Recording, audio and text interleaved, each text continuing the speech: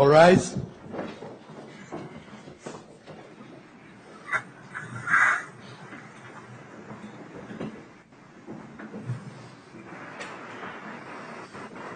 Please take your seats.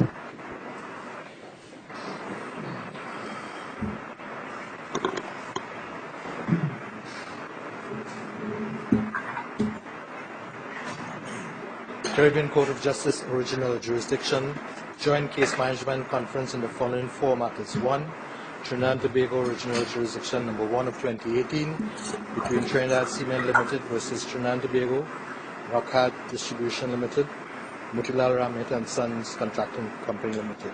Number 2. Trinidad and Tobago Original Jurisdiction number 2 of 2018 between Trinidad Seamen Limited and Arawak Seamen Company Limited. This is the state of Barbados and Rockhard. St. Lucia Original Jurisdiction number 1 of 2018 between Rockhard Distribution Limited. This is the state of Trinidad and Tobago and the Caribbean community. And 4. Barbados Original Jurisdiction matter number 1 of 2018 between Rockhard Seamen Limited versus the state of Barbados and the Caribbean community. Can we have the appearances for the court, please? Thank you.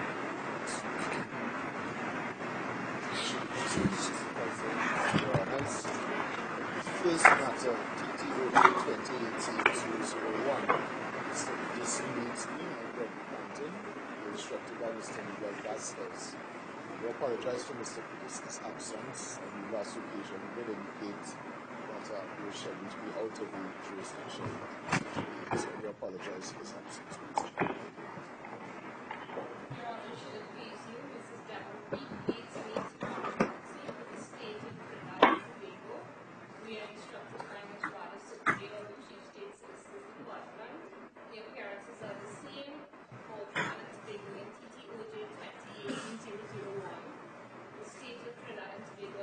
Very good.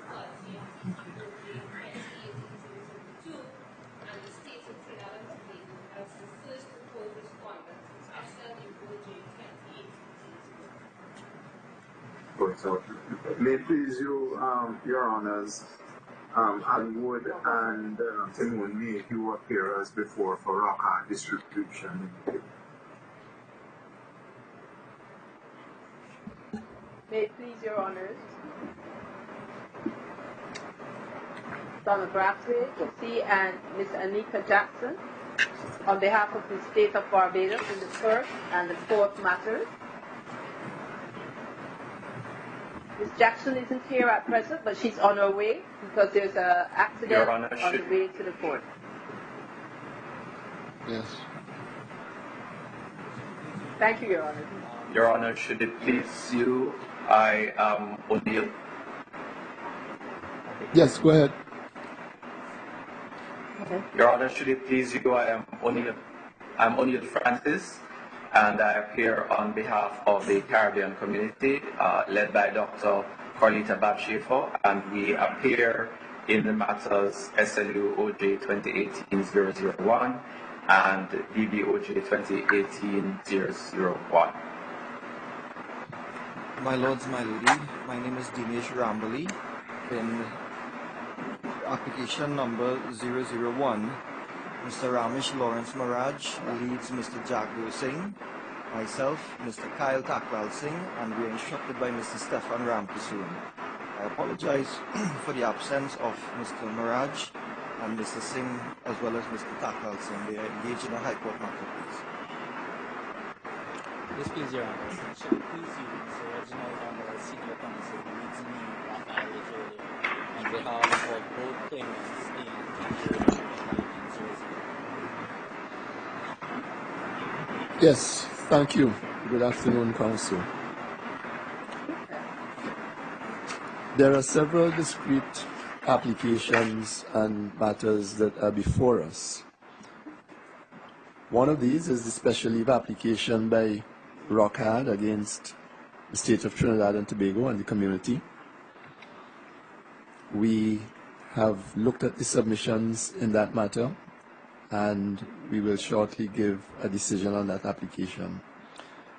A second issue before us is the question of COTED's jurisdiction to classify cement. We have looked at the submissions that have been made by the various parties that are interested in this issue, and we have arrived at a decision which we shall shortly deliver. There's the issue of ROCAD against Barbados. Leave had been granted to ROCAD, and they have filed their originating application. The filing of further pleadings in that matter is to take its normal course pursuant to the rules, although we appreciate that in due course there may well be an application to amend those pleadings depending on the course of events. And then there is the application to discharge the interim injunction in the matter of TCL and Arawak Cement against Barbados, in which ROCAD is an intervener. We will in due course hear submissions on that matter. So far as the special leave application by ROCAD is concerned, this is the decision of the court.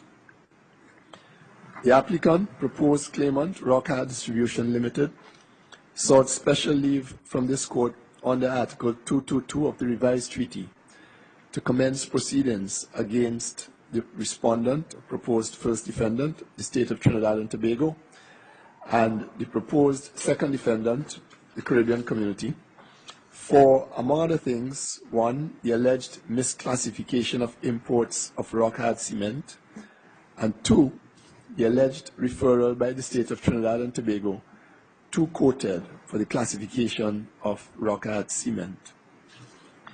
The State of Trinidad and Tobago has objected to the special leave application on the basis that the applicant failed to establish an arguable case that the revised treaty intended that a right or benefit conferred thereunder shall inure to it, and that it had sustained prejudice in respect of Trinidad and Tobago's alleged misclassification of ROCAD cement. The respondent contended that the issue of the proper classification of that cement for the purpose of the CET was already the subject of consideration in two pending claims before this court, and that a multiplicity of claims in which identical issues arise for determination was not in keeping with the court's overriding objective set out in Part 1.3 of the Original Jurisdiction Rules 2017 of this court. The State of Trinidad and Tobago urged the court to refuse the application for special leave in the interest of justice on the ground that it constitutes an abusive process. The court has considered all the written submissions and concludes that the applicant has met the requirements set out in Article 222. The applicant is a person of a contracting party in that it is a company duly incorporated under the laws of St. Lucia. It has its address at Hiwanoro House, Trugania Financial Center, Point Seraphin, in Castries.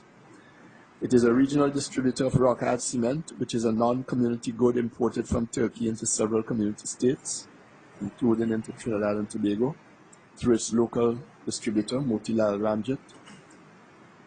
Even though the applicant is not the importer of the cement in Trinidad and Tobago, as the regional distributor, the court considers that it has a sufficient interest in the tariff rate at which its cement is imported into the state of Trinidad and Tobago and into other member states. As an entity doing business in the community, the applicant is entitled to import goods at the rates set out in the Common External Tariff and in accordance with the correct classification of its cement under that CET. Any misclassification under the CET of the appellant's goods on entry into Trinidad and Tobago is prejudicial to the applicant if the same results in higher tariffs being applied to the applicant's cement, which will directly affect the applicant's business.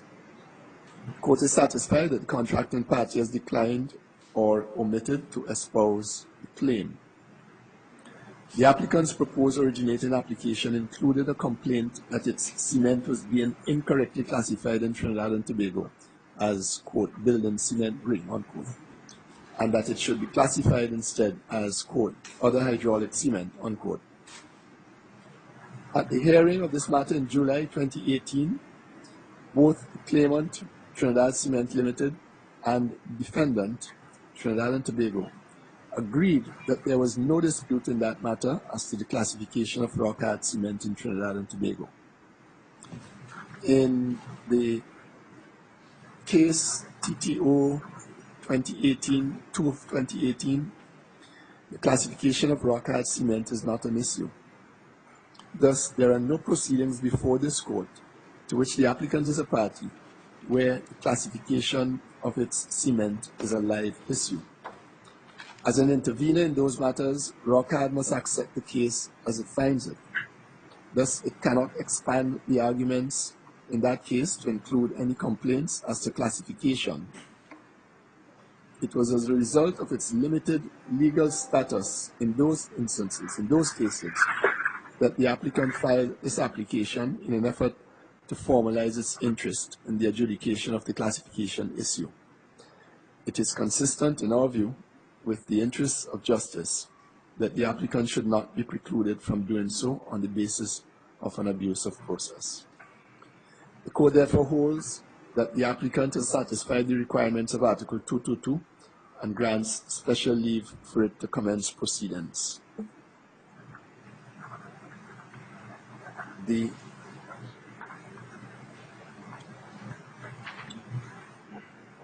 original jurisdiction rules will take their course regarding the filing of the originating application. I believe the rules say that that originating application must be filed within 7 days, and further pleadings will follow the course of the rules. The second issue on which we have arrived at a decision is the issue of the jurisdiction of COTED to make classification determinations. And I will read the judgment of the court. By order dated 31st October 2018, this court required the parties and interveners in case TTO 1 of 2018 and TTOJ 2 of 2018, that's Trinidad Cement Limited against Trinidad, and Rockhard Distribution Limited, and Motilal Ramit and Sons Contracting Limited, and secondly, TCL and Arak Cement against the state of Barbados. We asked the parties to file written submissions regarding the jurisdiction of CARICOM and or COTED to classify the cement, the subject matter of the originating applications in those cases, as well as regarding the jurisdiction of CARICOM and COTED to interfere with settled rights. The order also required the parties and interveners to present written submissions regarding this court's reliance on reports submitted by CARICOM or by COTED that were relevant to the subject matter of the originating applications. With one exception, parties and interveners complied with the order. Trinidad Cement Limited, the state of Trinidad and Tobago, Arak Cement Limited, and Rockhard Cement all submitted that COTED had no jurisdiction to classify cement.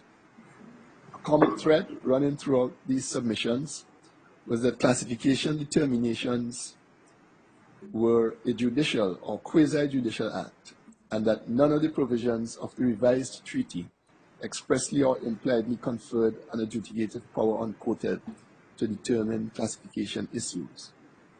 Specifically, it was argued that Article 83 of the revised treaty, which provides for the operation of the common external tariff by COTED, did not empower that body to make classification decisions. The state of Trinidad and Tobago also urged that recognition of jurisdiction in COTED to classify goods would be administratively unworkable, as classification decisions arose daily, and there was no prescribed frequency with which COTED or its CARICOM Customs Organization, CCO, meets. Such jurisdiction, it argued, would be also inconsistent with the existence of legal procedures to resolve classification issues under domestic laws of member states of the community. There was a division of views on the question of whether it was permissible for this court to rely on classification reports available from CARICOM or from COTED. Trinidad Cement Limited contended that the court should not rely on the World Customs Organization report, that's the WCO report, commissioned by the CARICOM Secretariat on behalf of COTED, since it was said that the WCO lacked institutional knowledge on CARICOM matters and had failed to consider material facts in relation to the revised treaty and the CET in making its classification. Trinidad Cement Limited, Arawak Cement Limited, and the State of Trinidad and Tobago considered that there were irregularities in the request by the Secretariat to the World Customs Organization and that there were substantial flaws in the WCO analysis. In contrast, Rockhard Cement Limited considered that the WCO report should be treated as highly persuasive authority. In its written submissions, CARICOM noted the duty of COTED to administer the CET regionally and to impose the CET on all goods which do not qualify for community treatment. CARICOM argued that this implied the power also to classify goods. Classification of goods is a condition precedent to the imposition of the CET, it was said. It was therefore necessary to imply a power in COTED to classify goods subject to the tariff. Further, it was urged that the WCO classification opinions, based as they are on the HS classification which governs the CET, can properly be relied upon by this court as an important aid to interpretation of the scope of the various tariff headings of the CET. In coming to its decision on the jurisdiction of COTED to classify goods, this court examined the relevant revised treaty provisions in light of the object and purpose of the treaty in a manner so as to render the treaty effective. It is significant that the revised treaty tasks COTED with the duty, 1, to promote the development and oversee the operation of the CSME, Article 15, 2, to set out plans and schedules in its relevant determinations in accordance with which member states are mandated to establish and maintain a CET in respect of all goods which do not qualify for community treatment, Article 82. 3, to alter or suspend the CET, Article 83. And 4, to continuously review the CET to assess its impact on production and trade, as well as to secure its uniform implementation throughout the community, in particular by reducing the need for discretionary application in the day-to-day administration of the tariff, Article 83.8. In respect of the community rules of origin, Article 84.10 requires that COTED keeps the schedule and lists of goods under continuous review and empowers that body to amend the schedule, quote, in order to ensure the achievement of the objectives of the community, unquote. These are important policy responsibilities and objectives specifically within the purview of COTED. The court is persuaded that these provisions permit application of the doctrine of implied powers applicable to international organizations.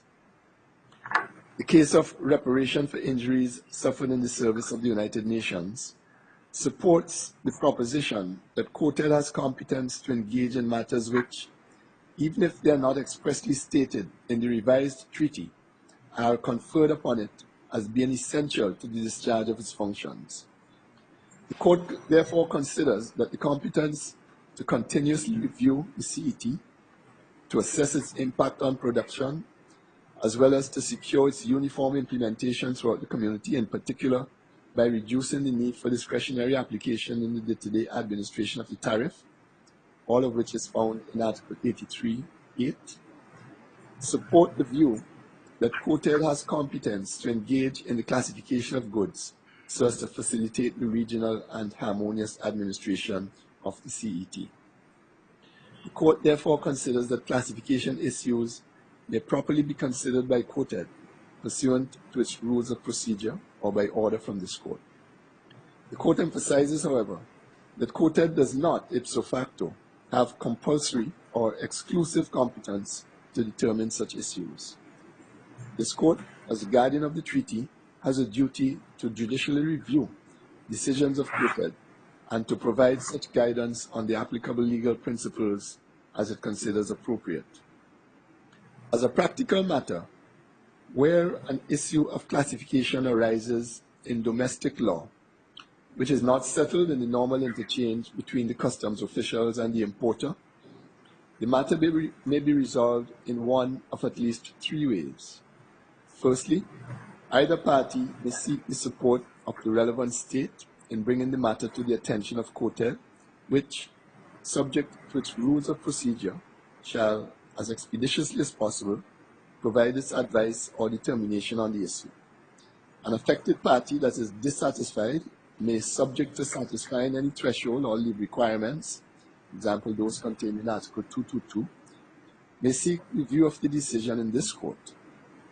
Secondly, either party may seek resolution of the dispute before any court or tribunal that is prescribed in the relevant laws of the member state concerned.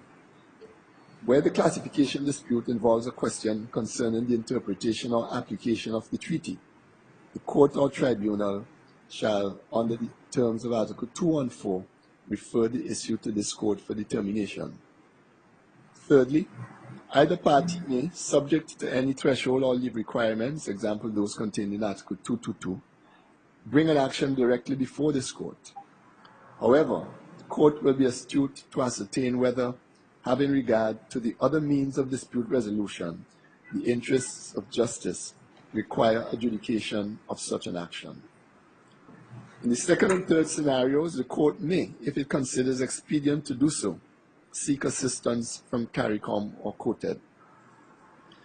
The court considers that relevant decisions of the WCO on classification of goods are admissible in its proceedings.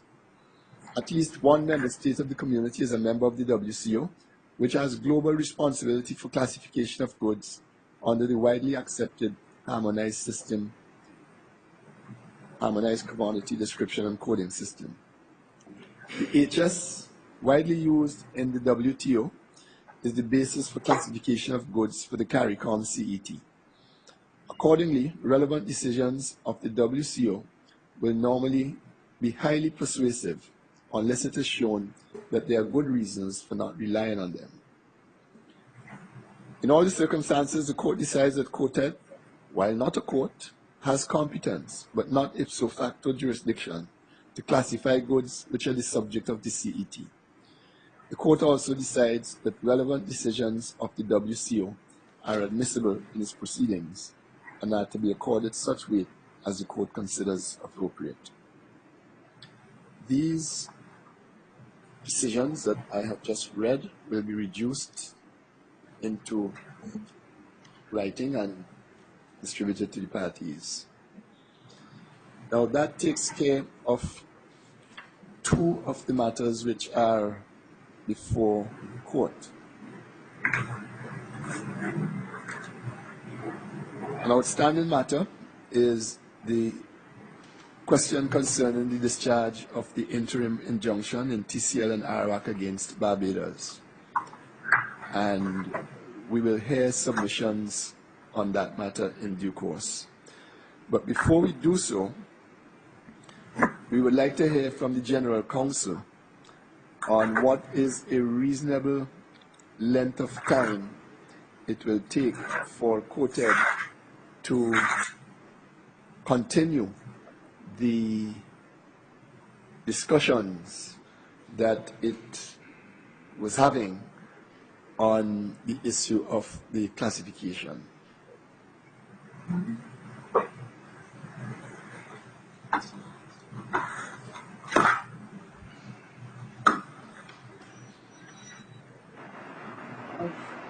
Your Honor?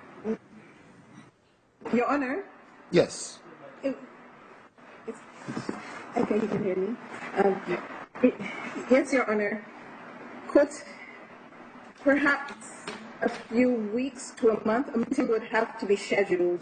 It is possible that at a COTED meeting, provided that the meeting is for it, that a decision could be made. Sorry, I didn't get that. So, could you go over that? COTED will have to deal with whatever objections needed. Sorry, can you repeat that, please, Mrs. Marshall? A meeting, yes, Your Honor.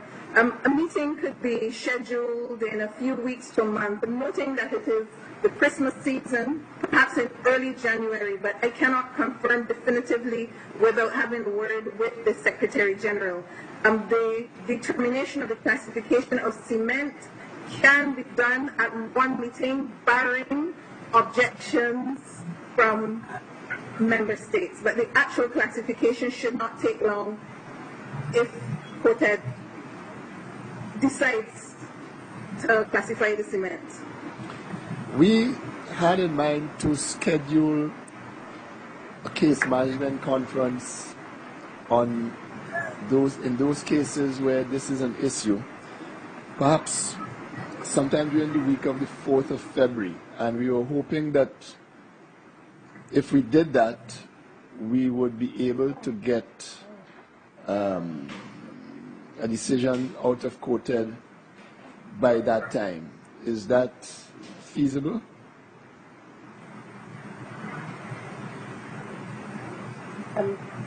It would seem so, but I cannot say absolutely without having a word with the Secretary General. But what I can say, though, is that there was a discussion at the last COTED about having a special meeting before heads and to deal with a different issue.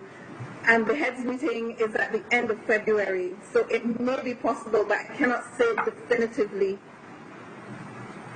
Okay.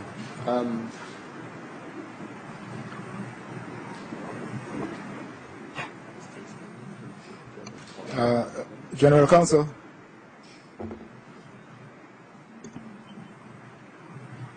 Yes, Your Honor.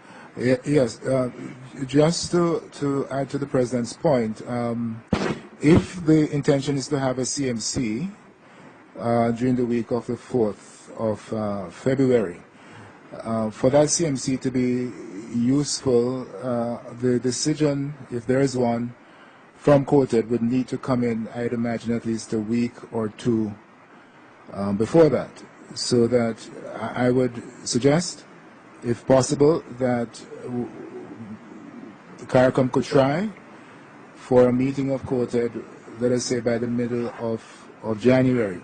I do understand, of course, that you will have to speak with the Secretary General, but to make the CMC productive, I think it would be useful to have that decision with sufficient lead time to the CMC as to inform the position of the various parties to these actions.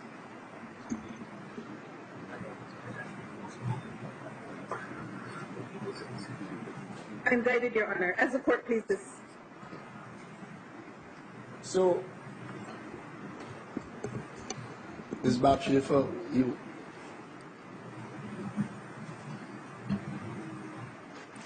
would you prefer us to go to the 11th, or is the week of the 4th doable? Well, I know that you probably can't. This is probably an invidious question to ask you.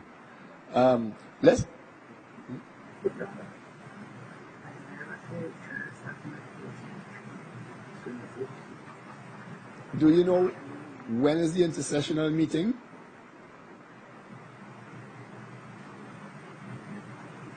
Yes, Your Honor, at the very end of February. The end of February. 27th, 28th, at the very end. Well, maybe earlier. The end of February. Yes, Your Honor. I think the point is that this case is in the hands of the court, and that the court will always be want to be fair and not come with demands that cannot be met. On the other hand, we cannot simply be left to postpone and leave it to the bureaucracy before this court can continue. So we have to, in my view, we have to put a date that is reasonable, and then everybody will have to try to meet that date. Suppose we, because we have other business that, although not everybody is involved in that other business, but at least you can wait for a short time. Suppose we were to ask you to make contact with the Secretary General now. Would that help? And would you be able to tell us whether the week of the 4th is a feasible time frame? Yes, Your Honor. Okay, so we will... I will try to make contact with him. So if I have 5 minutes... Yes. Yes. Absolutely. Yes. Yes, okay. Yes. Okay. Yeah. Okay. Well, Council, as you have heard, our preferred time for a CMC in all of these matters in which that decision from COTED is going to be an issue, is going to be a live issue. We were thinking of having a case management conference on the week of the 4th. The 4th is actually a Monday. So perhaps in the hope that that is a feasible time, we can see what each person's calendar is and see whether we can identify a day that week that when we can have this case management conference.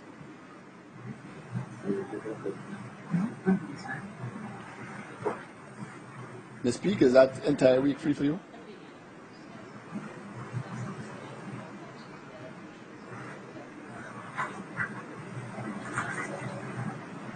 Yes. We like not to hear matters on a Monday, so that you have a working day before the actual hearing day.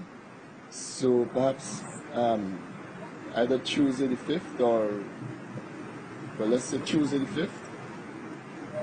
Is that okay with everyone? Your Honor, speaking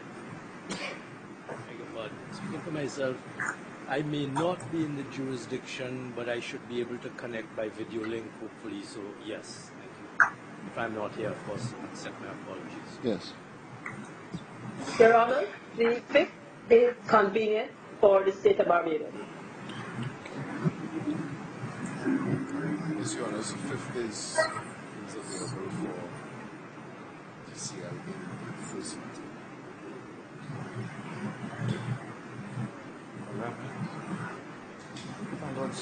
My lady, for Motilal Ramhit, it is convenient, please.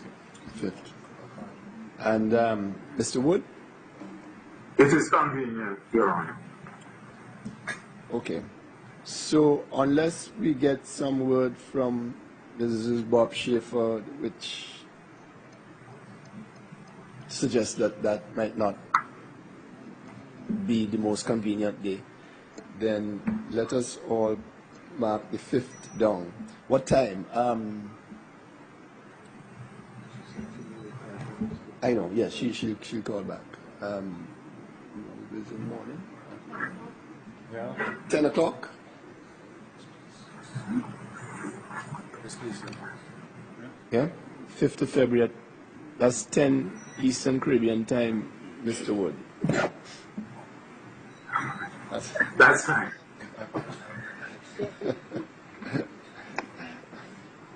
Yes, okay. Now,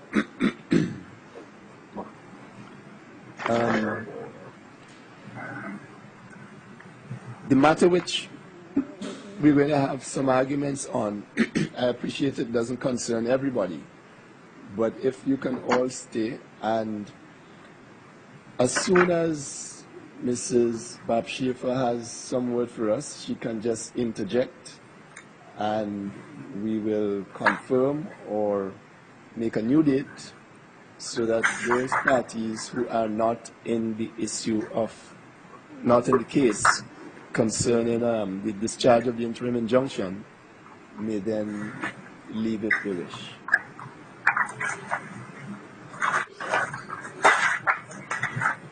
Yes?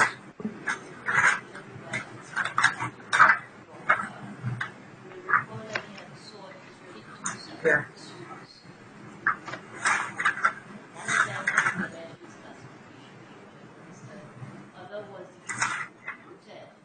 Seems to have been covered by your second judgment. So is it that leave is being given to Rockard to pursue those reliefs as well? No, As the 4 declarations that are sought in the right.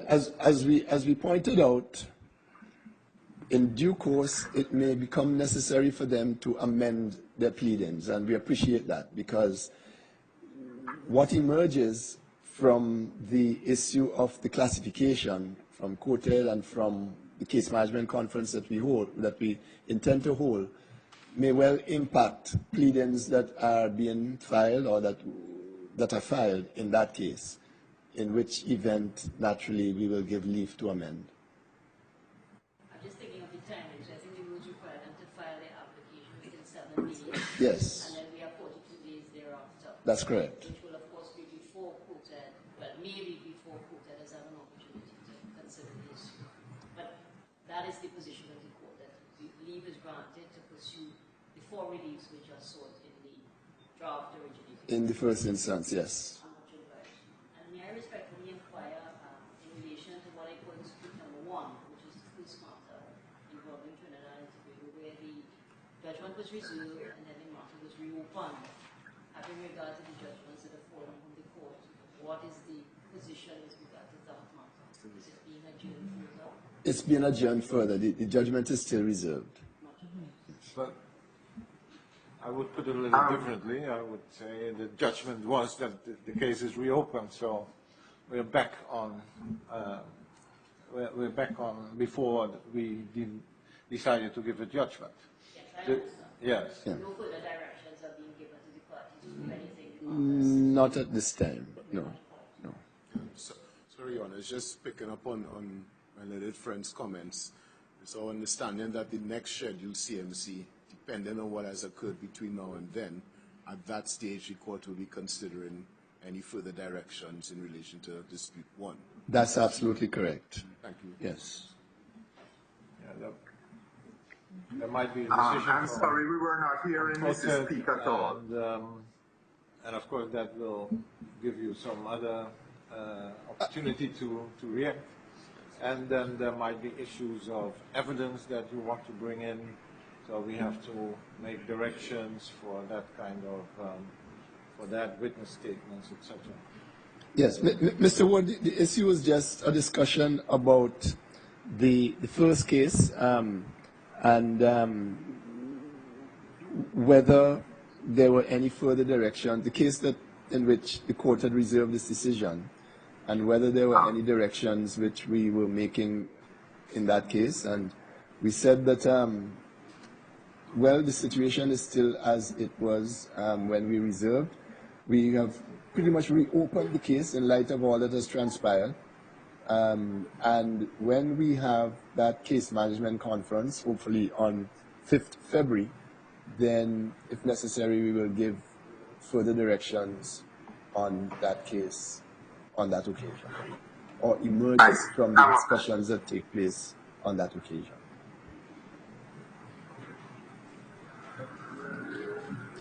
Okay, so the application to discharge the interim injunction, I think that's your application, Mr. Wood? Yes, Your Honor. Just before Mr. Wood commences, may I indicate to the court with apologies, I'm not in the best of health, so with my client's permission, Mr. Ajodia will lead the arguments. I'm here, and of course I will assist him as best as I can, but it's a very important matter for my client, and I do not think it appropriate in the circumstances to ask for an adjournment on occasion of my particular affliction, which is a very virulent virus that I hope I don't afflict members of the court and staff with. I think we're at a safe distance. Yes. Yes, Mr. Wood. And of course, this is subject to the General Counsel interrupting you at some point, possibly. Very well. My Lord, we have filed written submissions on the application to discharge the order for interim measures. I treat it as read by the court, so what I would like to say is by way of amplification to what we have set out there. My Lord, when the application for interim measures was first heard in July of this year, the position that was articulated by the state was not merely that it was not opposing the order, but also that as a matter of its domestic law, the CET tariff of 5% had not been implemented, and that its domestic law remains 60%, and that the state was committed to applying that rate. The position that has unfolded since that hearing, we submit, requires the court in the interest of justice to revisit the decision. What we now know is, firstly, the state of Barbados is saying that when they approach COTED for a protective tariff, they never intended protective tariffs to apply to cement classified as other hydraulic cement. Secondly, they are saying, and this is reflected in its defense, that the domestic law of Barbados reflects the CET tariff in respect of other hydraulic cement of 5%. Thirdly, we now know from the documents that have been disclosed today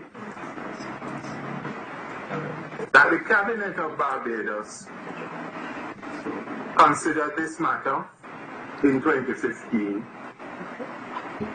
and took a decision that in any event it was in the interest of the state of Barbados to allow imports of other hydraulic cement at the rate of 5% and not a protective tariff of 60%.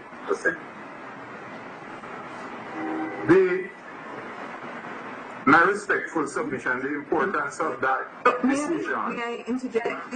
Yes. Yes, Mrs. Baptiste. Yes, Your Honor. Sorry, Mr. Wood. Yes. I've spoken to the Secretary General, who has indicated that it is possible to have a special COTED on the 28th of January, which would be sufficient time for the case management conference on the 4th and now the 5th of February. But the Secretary General reminded me that he has to, get the consent of member states, etc. But they will start the process for having the special meeting of COTED on the 28th, classified cement. Okay, thank you. Mr. Wood, could you just give us a second, please? Yes. That would only give us a week before the 5th. Do we want to stay with the 5th, or do we want to push it to the next week?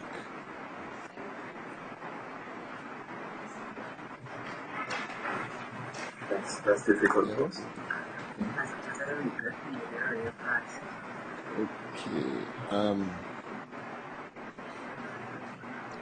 That would put us at the 12th. Is everybody similarly able to attend on the 12th at 10 a.m. Eastern Caribbean time?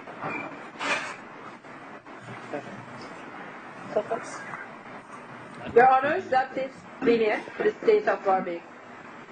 Yes, so nobody is discommoded by this. Nobody is prejudiced. Okay. All right, excellent. So the case management conference is fixed for the 12th February at 10 a.m. Yes, Mr. Wood. Sorry. Yes. Yes, and therefore those who, sorry, Mr. Wood, just 1 second. And in those circumstances, those counsel who wish to take their leave are free to do so. Equally, if you wish to stay, then you are free to stay. Thank you, my lords. Yes. Yes, Mr. Wood, you can continue. Yes. I was going on to make the point, my lord, that we now have confirmation from the documents that have been disclosed that the Cabinet of Barbados took a considered decision in any event in October 2015, having taken advice from the Ministry of Finance, which advice I noticed hasn't yet been disclosed, that in any event imports of cement in this classification should be at 5% and not 60%, and that it was in the interest of the state to effect this relaxation. Now, the significance of that is that in the constitutional dispensation, it is the Cabinet, as a proper organ of the state, which articulates what is in the national interest. If it wishes to depart from the CET tariff in the national interest, it has to seek the approval of COTED. But certainly on the records now before the court, the Cabinet took a decision that it was not in the national interest to maintain the high protective tariff of 60%, but what was required was to go to the CET of 5%. Also disclosed in the documents to the court is the fact that the necessary instructions were given by Cabinet to effect the legislative change. But Cabinet was advised, it appears by Parliamentary Council, that the change had already been effective from 2009. So no further change to domestic law was required. These facts, we say, dictate a revisiting of the matter, and particularly a revisiting of the court's view of the prima facie case. Because clearly, as it now has unfolded, it appears that the decision of the court to effect interim measures to impose a tariff of 60% is A, on the position of the state, contrary to its domestic law, and in any event, it is contrary to the decision of Cabinet that was taken in the national interest. Sorry, Mr. Wood, could you help me here?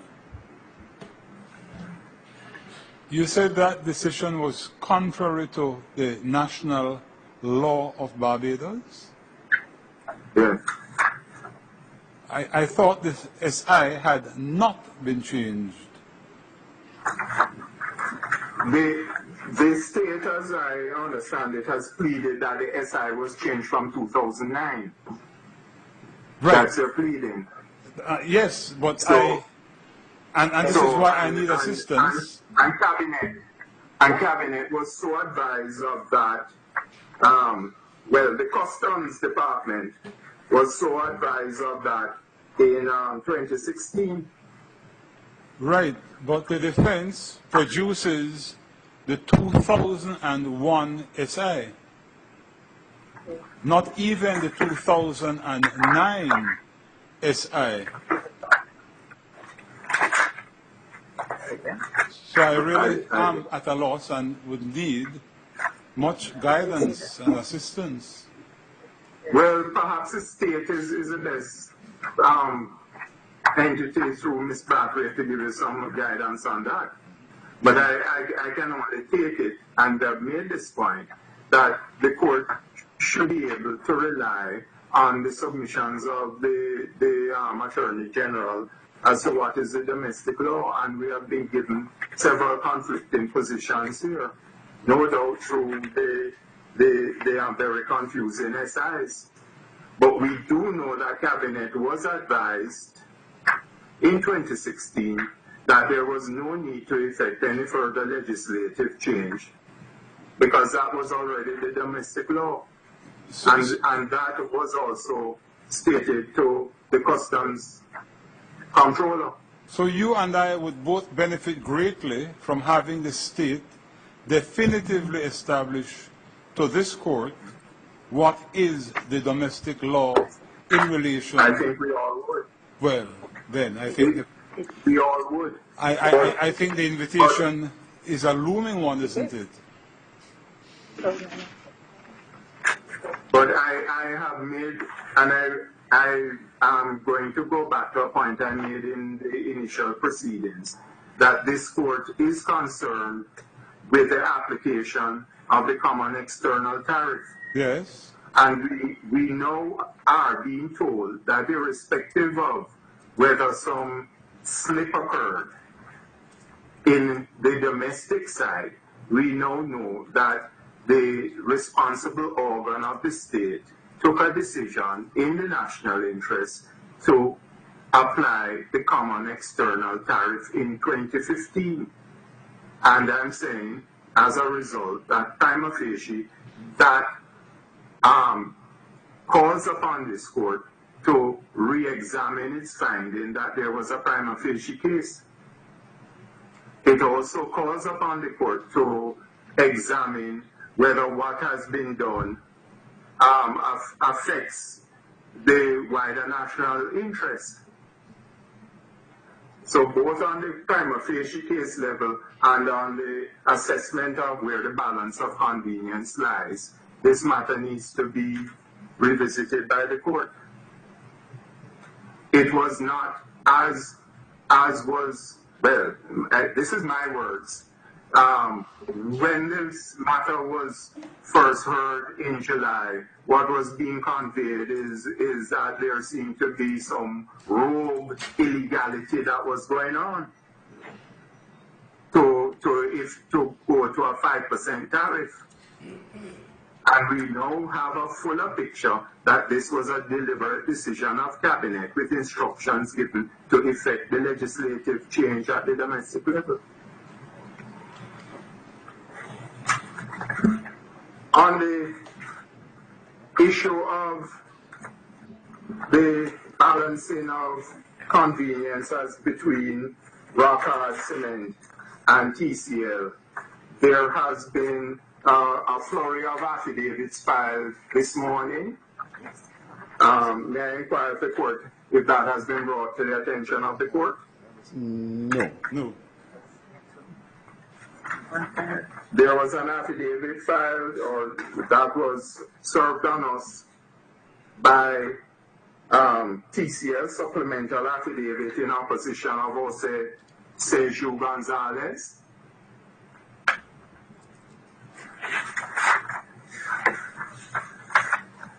And an affidavit in response by Mr. Mark Maloney that was filed mid-afternoon. I have not seen. Okay. Mr. Jose Sergio Gonzalez has filed an affidavit this morning exhibiting a further addendum to the business facilitation studies, making the point that the lifting of the interim injunction will result in irreparable harm to TCL. That is my summary of it. He has, however, made the point that paragraph 16 of the affidavit that exhibits a further addendum to the report that says that the further shipment that we would like to bring in December is likely to cause additional financial damage to Arawak Cement of approximately US $3.6 million over 7 months from December 2018, the estimated turnover time. This expected financial damage, when combined with the damage already incurred from on or about November 2015, would lead to an amalgamated cumulative financial impact of approximately $26.3 million.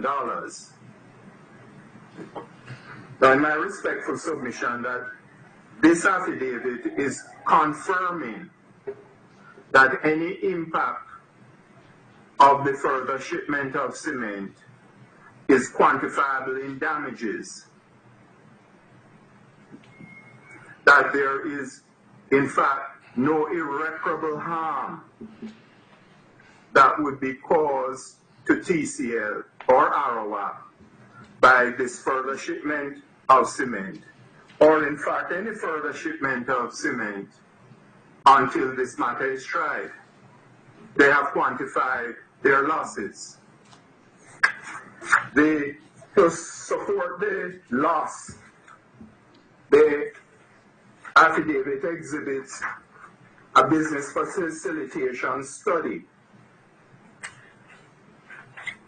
And the business facilitation study shows that, or states that the alleged import of cement will impact on the estimated price of cement. It says at paragraph 3.3 that prices for the last 6 months average US 125 metric ton bagged cement. This is used as the estimated price in this addendum. In estimating the turnover time for the incoming shipment, monthly estimated sales for RHL for 2017 and 2018 was used to determine the approximate number of months taken to sell 28,800 metric tons of cement. This period was estimated to be 7 months. Now, there is, in my respectful submission, when you read that report, a very clear and obvious error, which is contrary to the evidence that we have given. The premise of this report and the premise on which the estimate of losses is based is premised that the whole 10,800 metric tons of cement will be sold on the retail market and will therefore further depress the retail price of cement.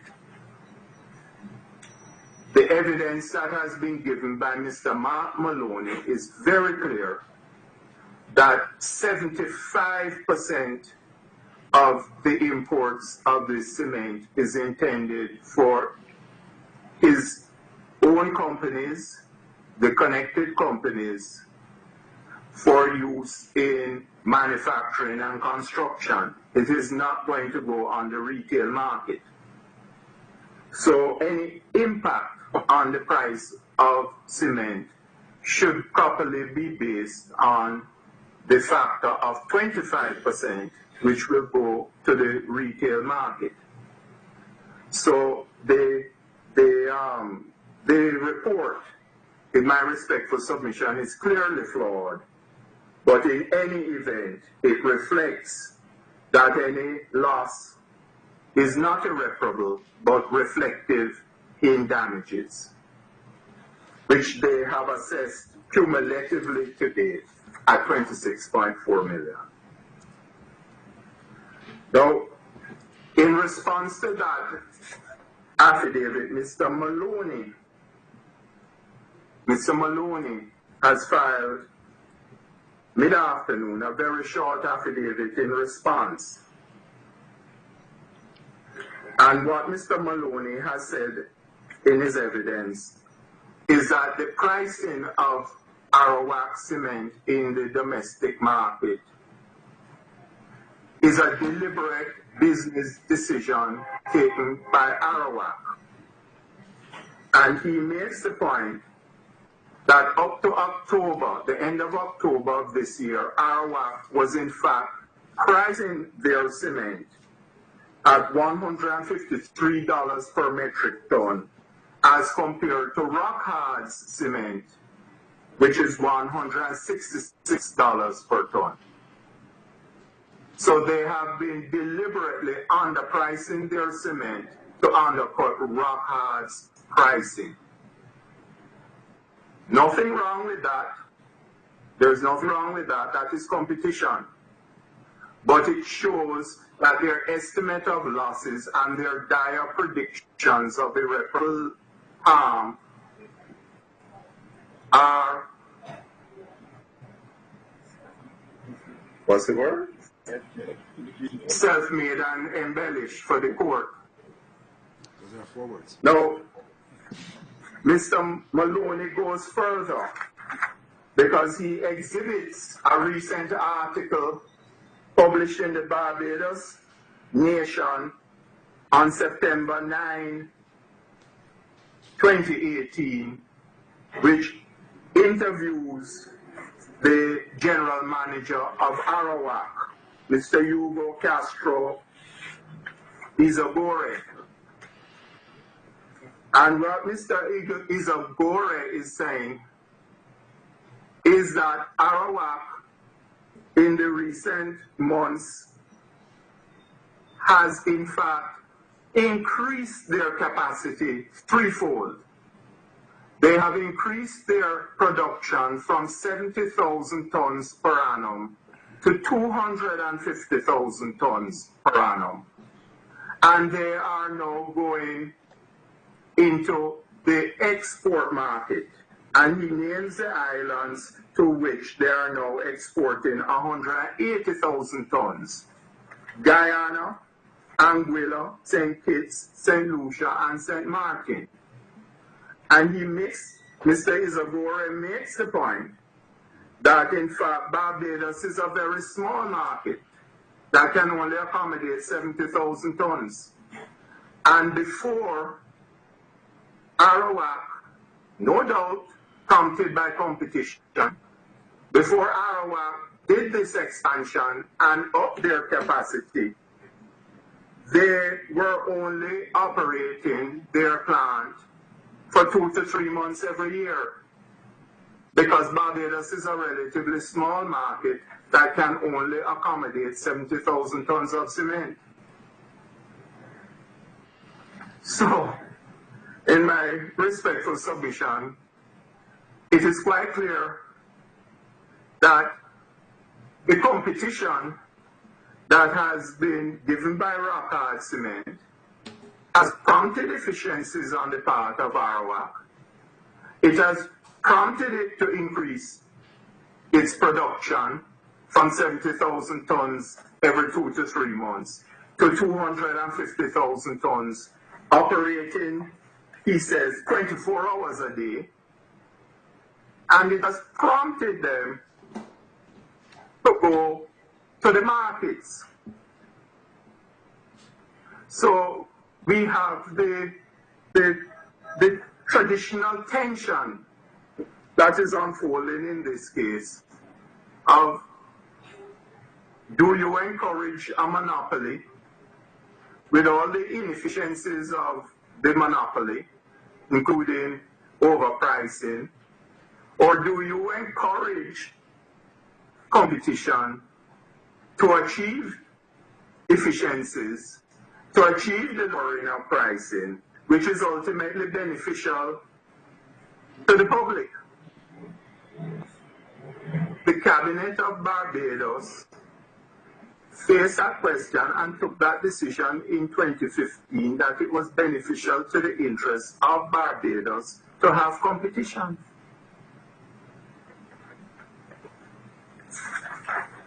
So, ultimately, I have no hesitation in submitting that the the position that has been articulated by TCL that competition by rock hard cement is going to cause them irreparable harm, is going to be contrary to competition, to efficiencies, is going to be contrary to production, and will ultimately lead to their closure, is not so. In fact, to the contrary, there is no prospect of them closing their plant. They have, in fact, in the period of competition since 2015, increased their capacity and increased their market. That is the position of TCL. And that is now the position quite clearly before the court for it to make its assessment. What do you have on the other side?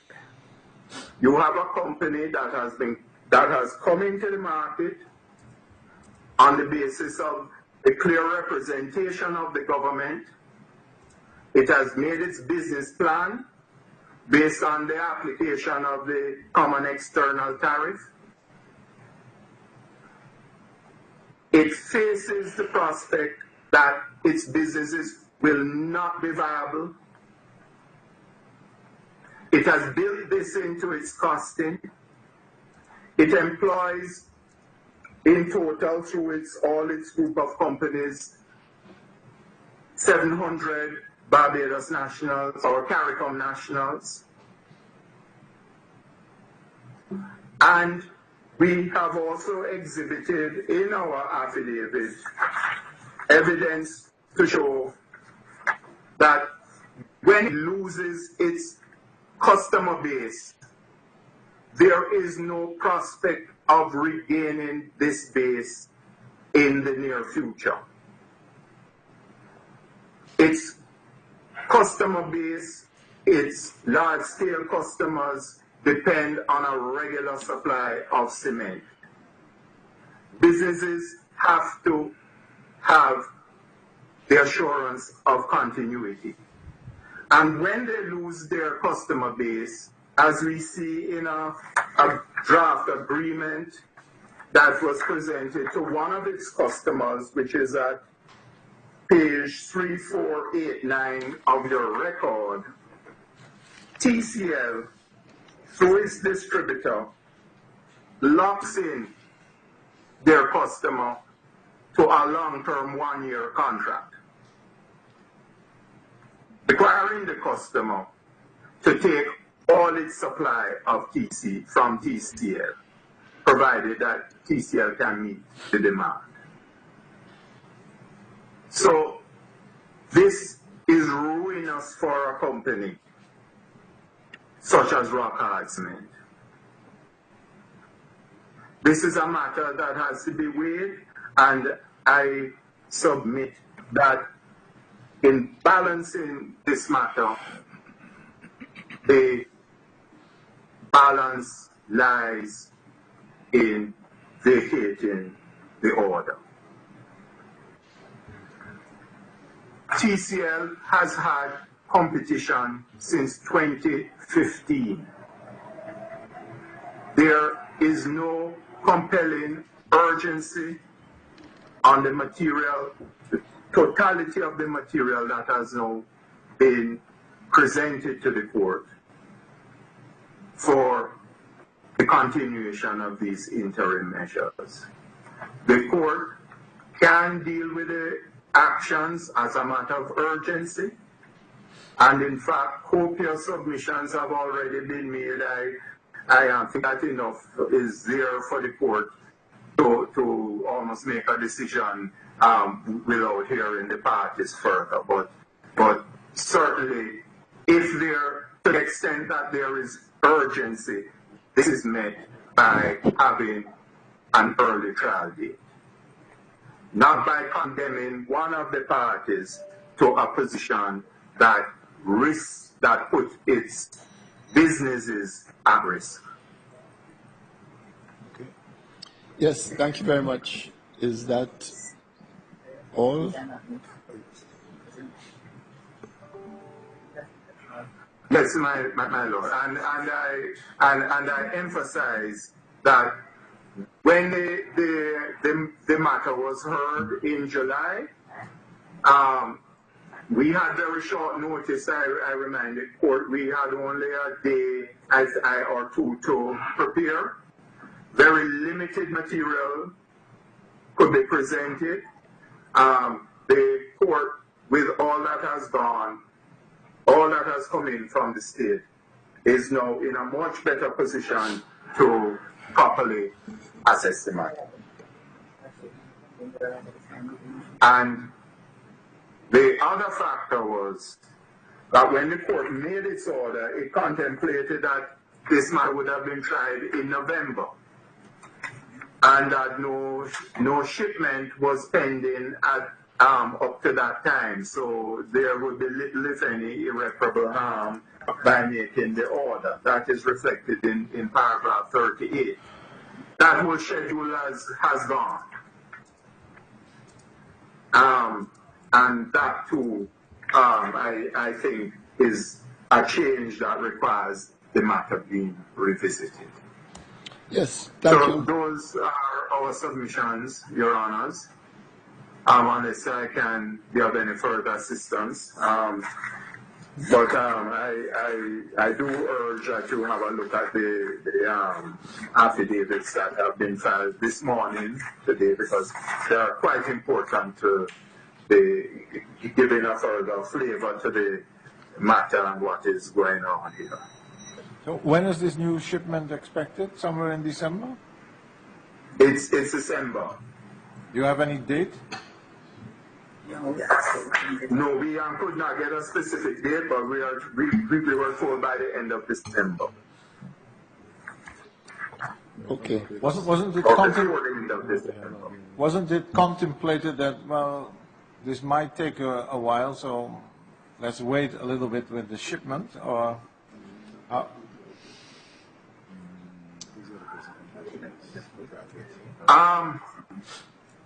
what was contemplated is that this matter would have been that we would have had a ruling on the classification issue come the trial of number 1 that was in July, and that by this date we would have had a judgment from the court on the classification issue, which is one of the issues in the Barbados thing, and that there would be only need to hear the further point that arose in Barbados, which is whether the approval of COTED was required to revert to the CET. So that was what was contemplated at the time the interim measures was first ordered, I believe, on the 17th of July. And we had just gotten a shipment, and I think the court, even the court at that time, was aware that our timelines were about every 6 months we would be importing to replenish our supplies. Yes. Okay. Okay, thank you, Mr. Wood. We would hear from Barbados, Ms. Jackson or Ms. Bradford, I'm not sure.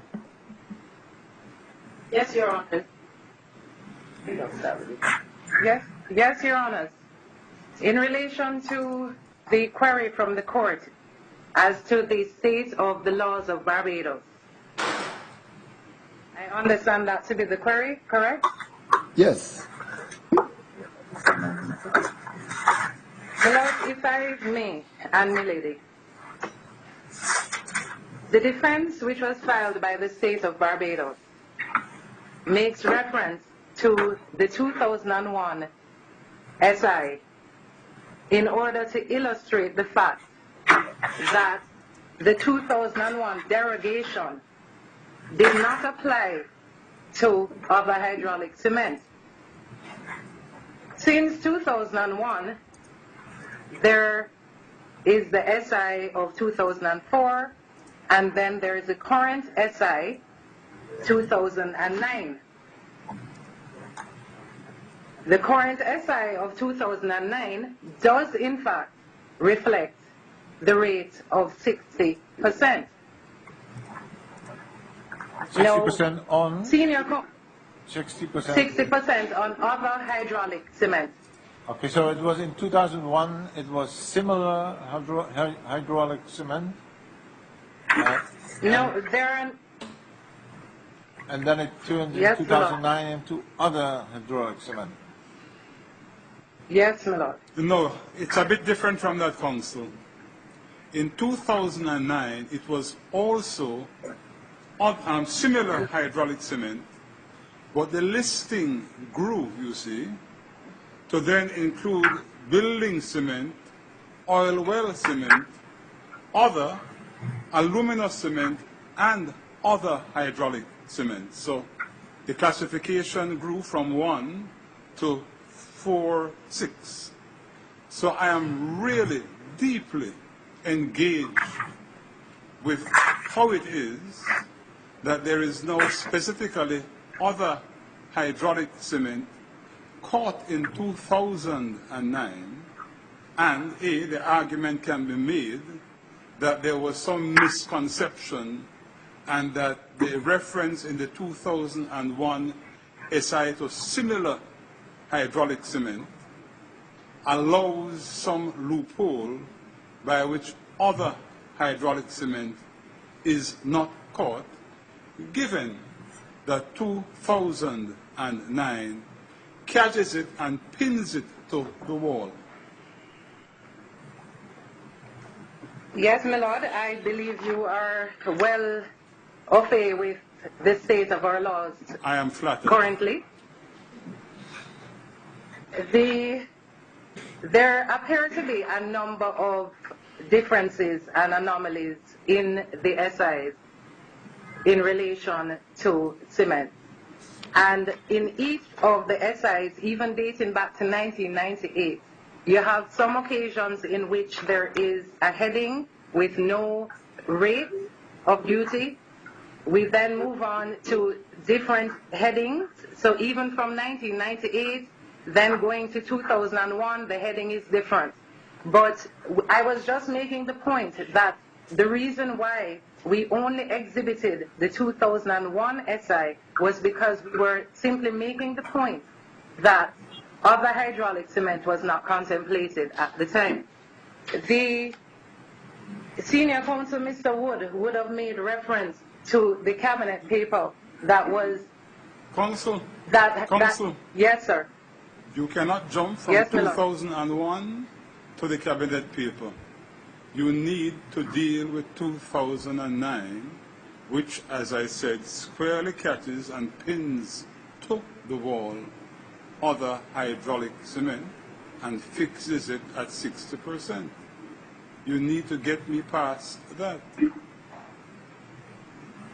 And sir, I was trying to explain that by way of how we believe this came about, because we have referred to it in the defense, and we have referred to the... Don't tell me how it came about, because what you have already told me is that that is a current SI.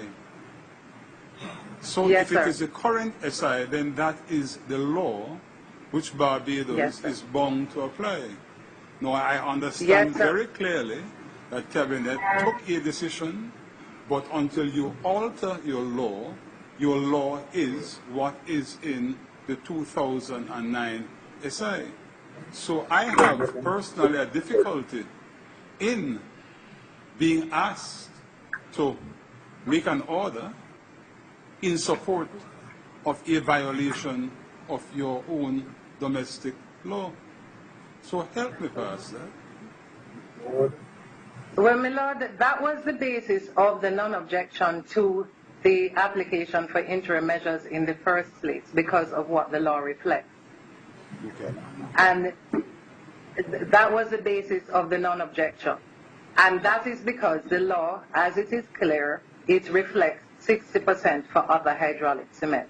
Do you then accept, contrary to what Mr. Wood submitted, that while the Cabinet is the constitutional instrument for formulating government policy, the law as contained in a statutory instrument is what binds the Cabinet and the whole of the Barbados government? Yes, my lord. Okay. Miss Jackson. Miss Jackson. Yes, yes, my lord. A couple of questions, but easy one at the first. The SI mentioned 60%. 2009. Yes, sir. Does that compel the government to charge 60%? It compels the government to charge 60%, sir, because that is the law. So the wording of the law is that 60% must be charged. In other words, yes, the government sir, cannot charge any less. until amended. Until amended, I see. Okay. Has Unless there or been until any amended. attempt to amend the law in this regard? Sir, as far as my instructions go, I have no indication that there has been any attempt. Well, I think it would be useful for us to be advised if there are attempts on the foot. So would you seek that out for us for the next occasion on which we meet? Yes, sir. We will certainly oblige the court in that regard. Wonderful. All right. Now, I want to ask something very different. What is the obligation on Barbados in terms of CET on other hydraulic cement stemming from Barbados' membership of the CSME? Well, sir, Barbados is bound, it's clearly bound by the CET that is stated, unless there is a derogation or some other Correct. provision. And I gather from the interchange you had earlier that, or I think I heard it from Mr. Wood, that Barbados made an application for derogation to the extent of 60%, but that request did not include a derogation on other hydraulic cement. Is that your position? Yes, sir, and that is the position that we have set out in the defense. I thought so. So what then is the regional obligation on Barbados in terms of the imposition of the CET on other hydraulic cement? The regional obligation, sir, would be to apply the CET rate as is stated by COTED. And what is that? 5%, sir, in relation to other hydraulic cement. I thought so. So you have an international obligation to apply the rate of 5% on the importation of other hydraulic cement. Am I right? Yes, sir. Can you use your national law to contravene that regional obligation that you have? No, my lord.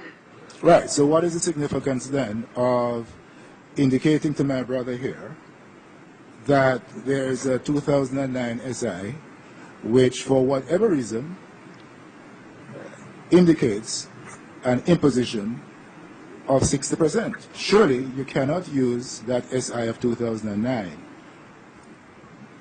to charge a CET that you're not obliged or you're not entitled to charge under the rules which bind you to the CSME. I am in agreement, sir.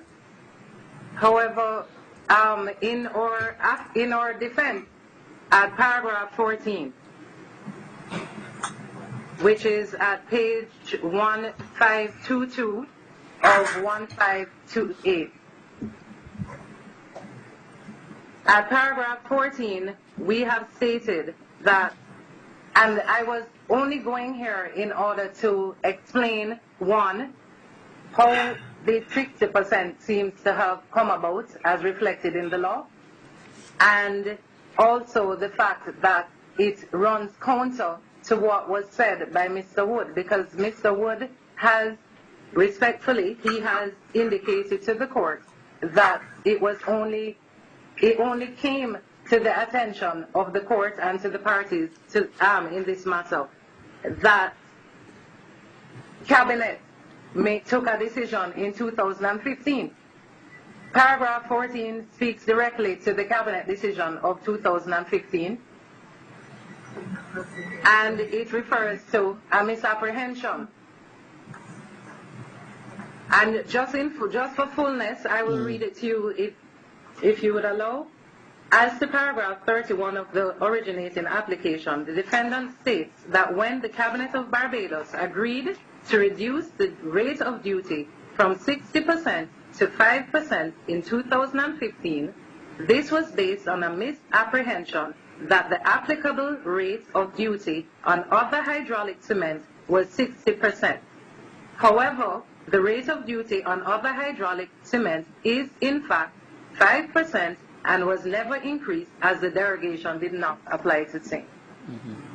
So the position of Barbados, of the government of Barbados, is that the applicable tariff on the importation of other hydraulic cement is 5%. Yes, sir. So there is no dispute as far as the state of Barbados is concerned in relation to the application before us. You're not in any position to contest the applicant's request. Sir, to be very clear, the non-objection that we would have entered in relation to the application is pretty much being sustained. No, we're not objecting to the application for the discharge either. It is a matter, as far as we can see it, it would be rather curious for us to now object to any such thing. As we would have stated at that time, we stated that the law reflects 60%. We stated that we were not objecting to the application, and we did bear out that the current law reflects 60%. Now, whether that 60% that is reflected in the law is also based on the said misapprehension that would have informed the cabinet decision in 2015, that is a question that we are still awaiting the answer to. Okay.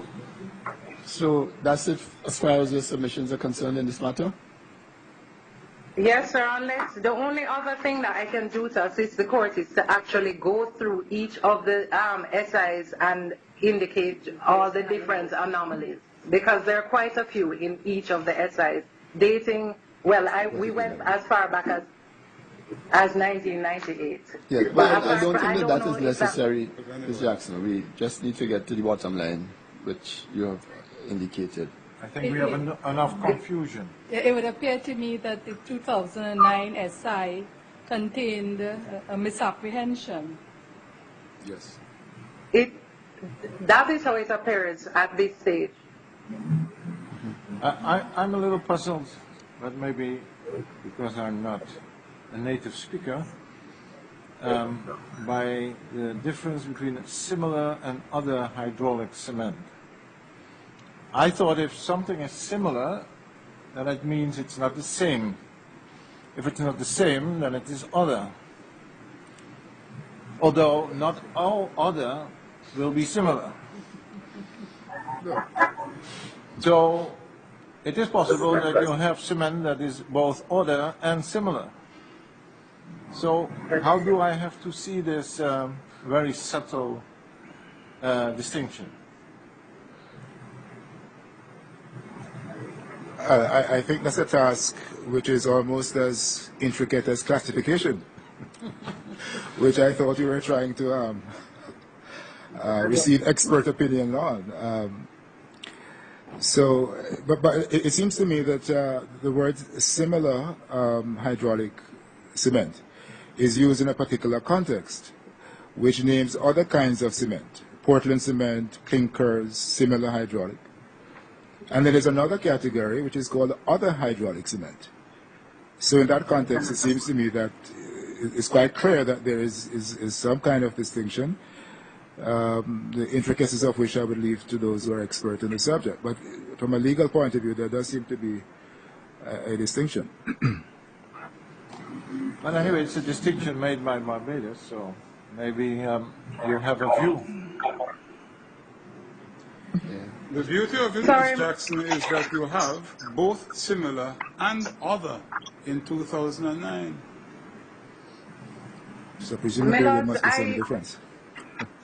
Whatever the difference is, all cement is called. Exactly. Can't get away.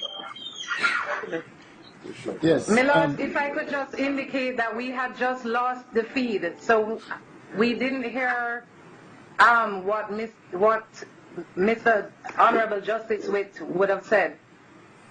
From then until about 5 seconds ago, we didn't hear anything. We were disconnected from the call. Yes. I see. Okay. You didn't miss a whole lot. It was in relation to the subtle distinction between similar cement and other cement and so on. But I don't think that it is critical for these proceedings. Agreed. If that's the end of your submissions, then perhaps we can hear TCL this juncture. Thank you, sir. Yes, thank you. Thank you, please, Mr. President, Your Honors. Your Honors, can I just inquire whether you have had the opportunity to read the affidavit in opposition filed on the 27th and the skeleton submissions filed on the same day? You can take it that we have, yes. Please, Your Honors. Could you bring your microphone a bit closer to you? There you go. Thank you, please, Your Honor. Is this better? Much better.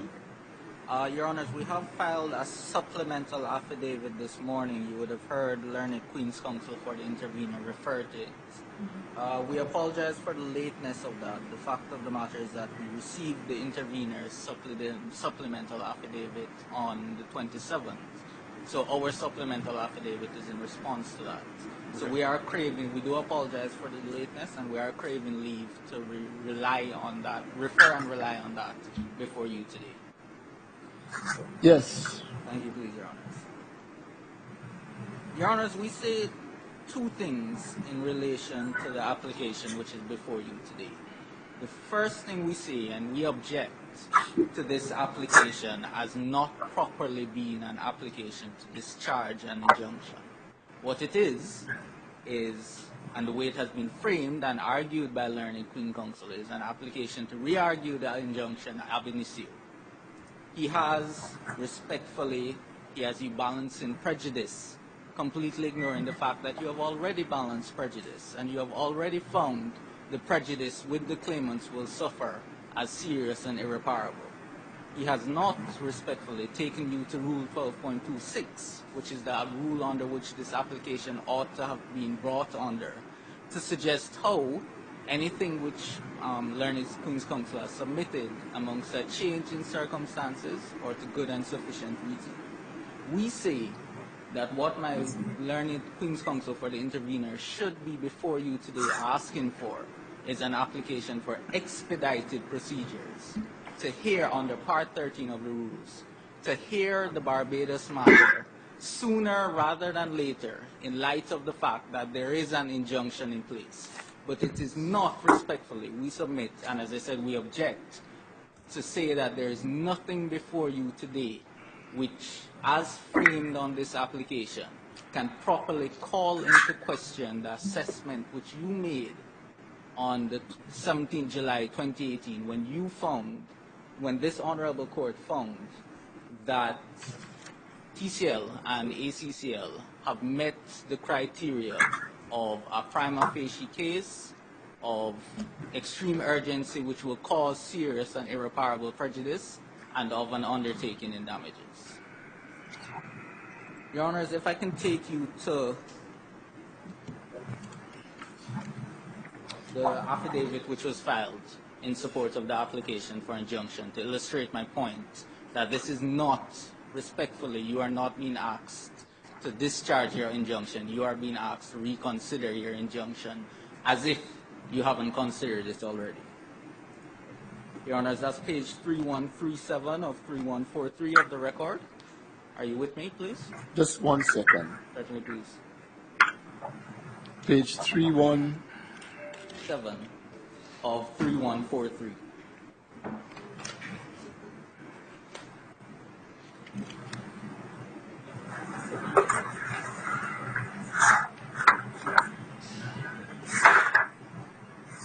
Yes.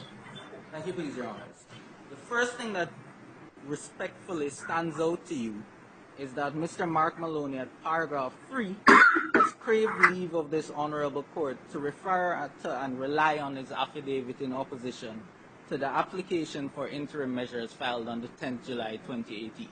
That affidavit is spent, Your Honors. That affidavit has been considered by this honorable court. This court has ruled on that affidavit. And the point that I'm making is that everything which Mr. Mark Maloney says from this point here on acts and treats as though this court has not already made a ruling on the injunctive proceedings. It has. So if you take, for example, paragraph 6 on the next page, the applicant's business was established on the basis that it would pay the applicable rate of duty under the CT, and its business model and prices are derived on the basis of the CT rate of duty of 5%. That is not new information, please, Your Honors. You have considered this already. This argument has been made to you already, and you have already found that in the grand scheme, the grand picture of the evidence before you, which was in July, which you considered in July, this was not sufficient basis on which to displace the arguments which the claimants presented to you to say that interim measures were likely. The applicant's business being established on the CET rate of the 5% is something which you have considered and which you have balanced and which you have found is not, you have found wanting. You have found that it is not sufficient when compared to what TCL and ACCL said to you in July, on which you made your ruling. If we go to paragraph 8, you will see the same thing. Paragraph 8, and this is important, please, Your Honor, so I will read it in its entirety. The applicant usually imports cement approximately every 4 to 6 months, and at the time of the grant of the order for interim measures, a date for the hearing of the originating application was already set for November 29, 2018. It was our expectation that before a further shipment of cement would be required, the issues raised in the originating application would have been heard and determined. Your Honors, at paragraph 35 of your judgment, I'm referring to it. I'm not sure if Your Honors require me to take you to it or not. I would ask for an indication from the court. No, just go ahead. Thank you, please, Your Honors. At paragraph 35 of your judgment, this honorable court made the point that the intervener cannot indicate at the time of interim measures when a next shipment was required. The intervener never told you in July at the hearing that it was their expectation that this matter would be, that before a further shipment of cement would be required, this matter would be determined. They never placed that before you for your consideration. That was something which the court found based on what it had before it. And all it had before it at the point in time was that the intervener does not know when a further shipment of cement is likely. And that reads in quite nicely to paragraph 10, where paragraph 10 of the affidavit says, there's a high probability that the intervener's current stock of cement will be exhausted before this matter is heard and determined. And due to the low inventory of rock-hard cement, and in order to be able to continue to supply the group companies and the retail customers, a further order of rock-hard cement was made to the manufacturer. And this is what, Your Honors, respectfully, this is what the intervener says is new. And this is what it says mandates a change in circumstances, and this is what it says will cause it serious and irreparable prejudice. But put that in perspective, please, Your Honors. What you have before you is in July, the intervener did not know when a shipment was coming in. In July, you respectfully made an interim measures order saying any further shipments which come in have to attach the nationally enacted rate in law of 60%. The intervener has not told you when they made this recent order to the manufacturer. They have not put any evidence before you to say when they realized their current stocks were running low. Current stocks do not run low overnight. In business, you monitor your stocks. You see that your stocks are running low. There is no evidence before you to suggest at what point in time, Rockhard decided that they need to make this further order of shipment, and why it was not, they were not in a position to indicate to you in July that this further order of shipment would be necessary in November, assuming it was made in November. And that's putting it at its highest, because we don't know. We don't know when Rockhard went to their manufacturer and said, we need more cement. And that is not respectfully good enough. That is not sufficient for this court to say, our assessment in July did not consider all the facts, and therefore we need to relook the decision we made, because you do not know what has happened. You do not have enough evidence between July and November to say that something, on Rockhard's case at its highest, their inventory was running low and they needed more cement, but you don't know, respectfully.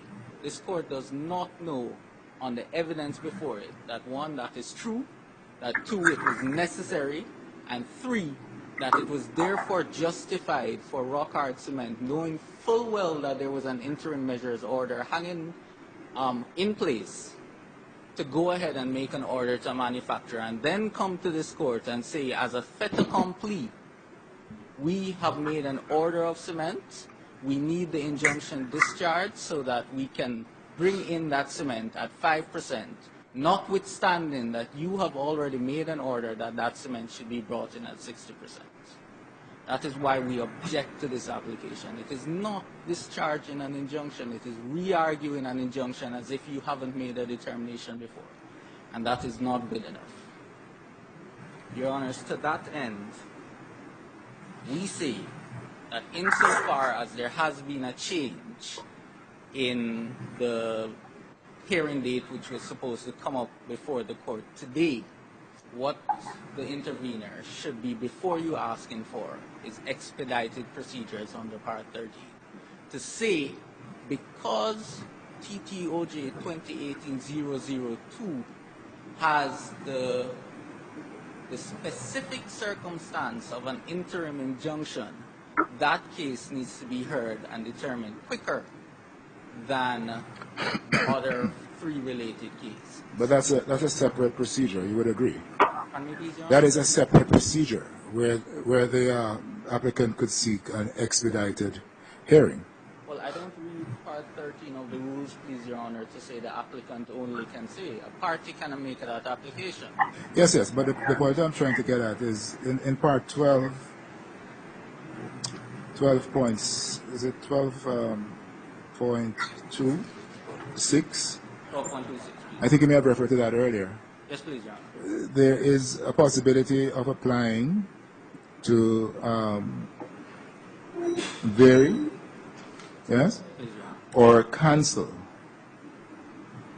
the order if there is a change in circumstances. Yes, please, Your Honor. Right, so they are applying under this head, as I understand it, suggesting that there has been a change in circumstances.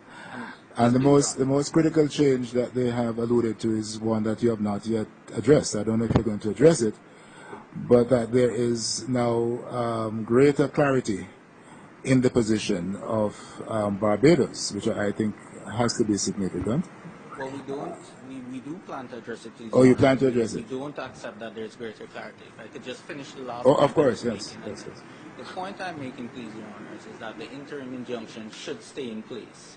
And what should happen, which the applicants have taken instructions and would have no objections to, is this court ordering an expedited procedure approach to hear and determine this matter because there is an interim injunction in place. But that is different, and a different procedure, please, to answer Your Honor Anderson's question, Justice Anderson's question.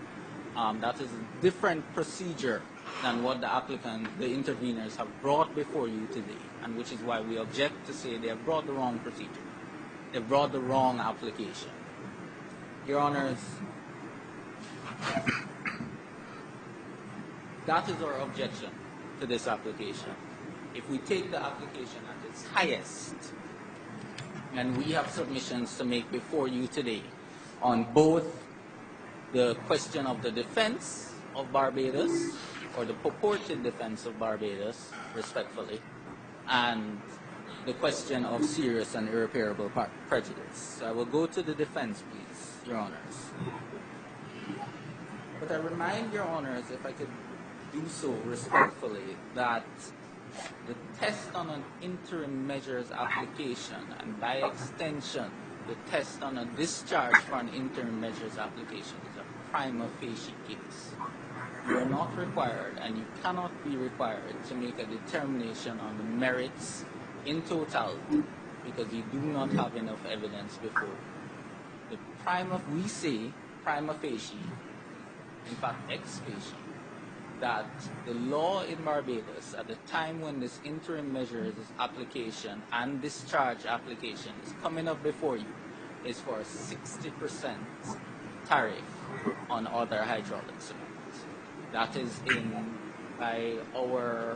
that law, that statutory instrument is attached as OA3 to originating application. It has not been disputed by the defendants. In fact, the defendants say in their submissions to you on this application, at paragraph 8 of their defendant's response, which is page 3493 of 3495, they say, as a result, the non-objection at the hearing of the interim measures application by the state of Barbados was based on the fact that the law currently, though erroneously, reflects a rate of duty of 60%.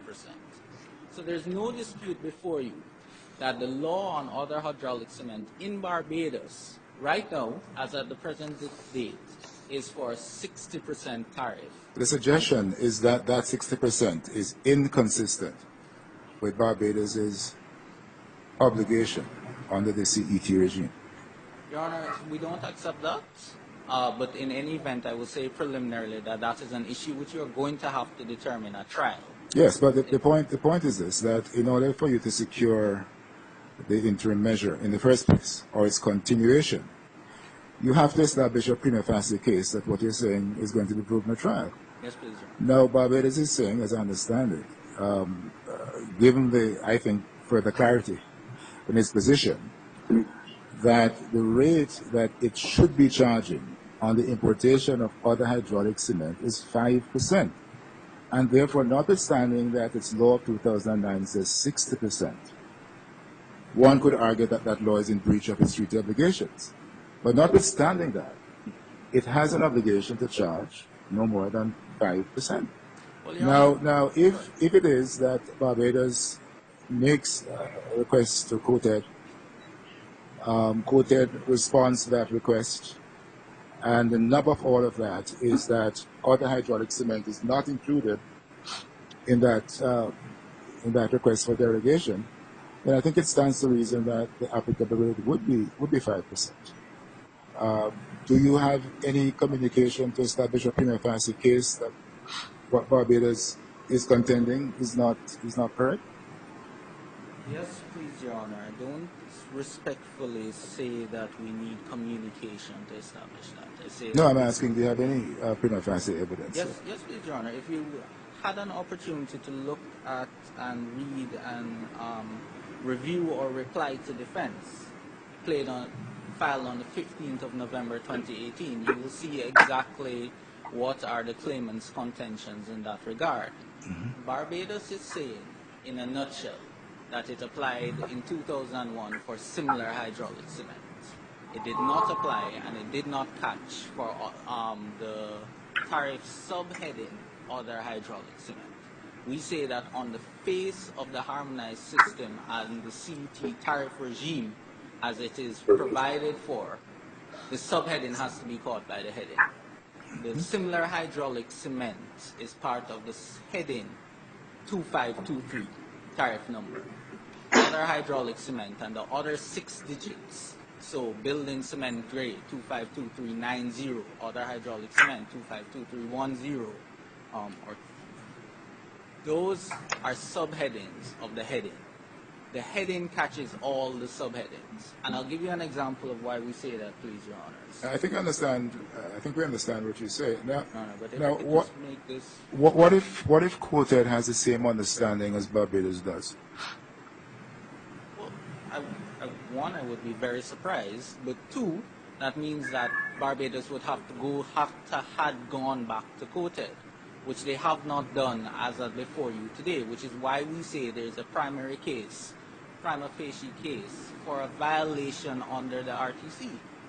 Because if it is that COTED has the same interpretation as Barbados, we would say, one, they would not be, quite frankly, reading the CET tariff harmonized system schedule correctly. But two, and more importantly, that doesn't change the fact that as it stands, and as Barbados' law has enacted, the rate as it was understood on other hydraulic cement is 60%. To reach it back to 5%, you have to go back to COTED. So we are saying that those are the things which we will determine at trial. That begs the question about whether it was ever 60%. And I'm saying if both Barbados and COTED have the understanding that the communication between them did not include derogation in respect of other hydraulic cement, then that rate would have been and would have remained at 5%.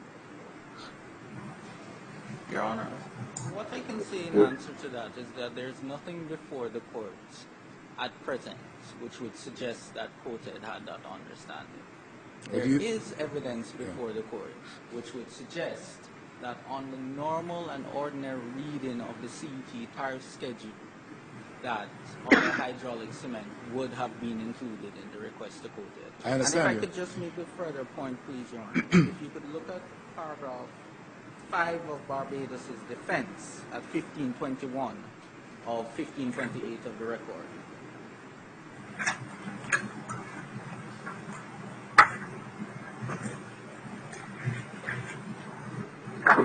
Are you honest with me, please? We can follow that. Thank you, please. Barbados has said, the defendants have said, the items to which the derogation applied were not those that fell under tariff heading number 2523 generally, as contended by the claimants.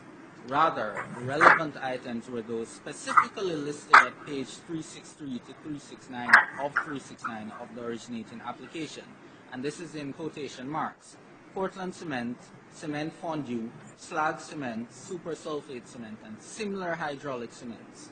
And then in square brackets, you have excluding white Portland cement, 2523.21. That exclusion is of a subheading. White Portland cement is a subheading.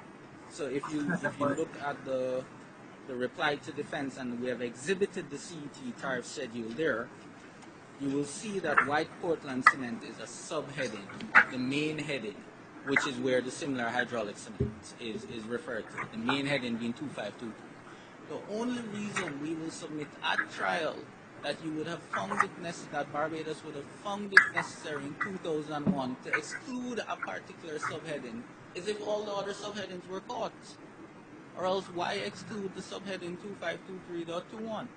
So we say, on the face of the record in front of you, notwithstanding that there are triable issues to be determined, on the face of the record in front of you, there is enough evidence to say that there is a prima facie case that Barbados should be applying the 60% tariff as opposed to the 5% tariff. And nothing in Barbados' defense, as relied upon by the intervener, would cause you to call that assessment into question. Notwithstanding the decision by the Cabinet, and notwithstanding the submissions we heard earlier, that there was some misapprehension and that there were some difficulties with the law. Some things fell off, apparently. Your Honor, Justice Anderson has made the point earlier that national laws cannot overtake international obligations. So if it is that the international obligation is, as the claimants are contending, to say that the international obligation is 60% under the CET, then no, nothing Cabinet did or purported to do or misapprehended or apprehended can affect that. Your Honors, those are our submissions on a prima facie case. Again, bearing in mind Rule 12.26 requires you to find either a change in circumstances or good and sufficient reason. We say Barbados' filing of a defense does not affect or is not sufficient to constitute any one of those two prerequisites. Your Honors, a lot of time before you has been spent on the question of serious and irreparable prejudice. And the interveners' arguments, again taking it at its highest, are that they will suffer unquantifiable losses if it is that this one shipment of cement in December 2018 comes into Barbados at 60% rather than 5%. We say that there is a significant leap of logic in that submission. First, insofar as the court might be minded to rebalance the prejudice, which we say you respectfully ought not to do, we respectfully remind the court that you have already found as fact that the applicants will suffer unquantifiable business adjustment costs, loss in technical efficiency, losses in investment and growth opportunities, potential loss of human capital, and that there is a significant risk that we will lose significant market share and be driven out of business. That has been your determination, respectfully, as of July. Your Honors, we say that there is nothing before you today dealing with TCL's, ACCL's prejudice. There is nothing before you today which would cause you to change that finding. The fact is those unquantifiable losses are still very real, still very imminent, and the intervener has not suggested in any way that they are not. So TCL's prejudice remains at where it is when you made a determination that it did exist and it did satisfy the prerequisite for you to grant interim measures. It remains there. It will get worse if the shipment of cement in December 2018 comes in at 60% or at 5% as opposed to 60%. But there's nothing before you today to suggest that TCL's prejudice has somehow been minimized. It has not. So that's your starting point. We respectfully submit. The question for you then is whether RHCL's supposed prejudice, Rockhard's supposed prejudice, somehow outweighs that prejudice which you have already found TCL will suffer. We say it cannot. Rockhard has said throughout their submissions and affidavit that they will somehow lose customers, they will be unable to supply their customers with cement, causing them to lose market share. TCL and ACL will come in and take all of their business, and as a result, all of that is irreparable and unquantifiable. As I said, we find that a significant leap of logic. All the court has said is that when that shipment of cement comes in December 2018, Rockhard Cement has to pay an additional 55% on duties.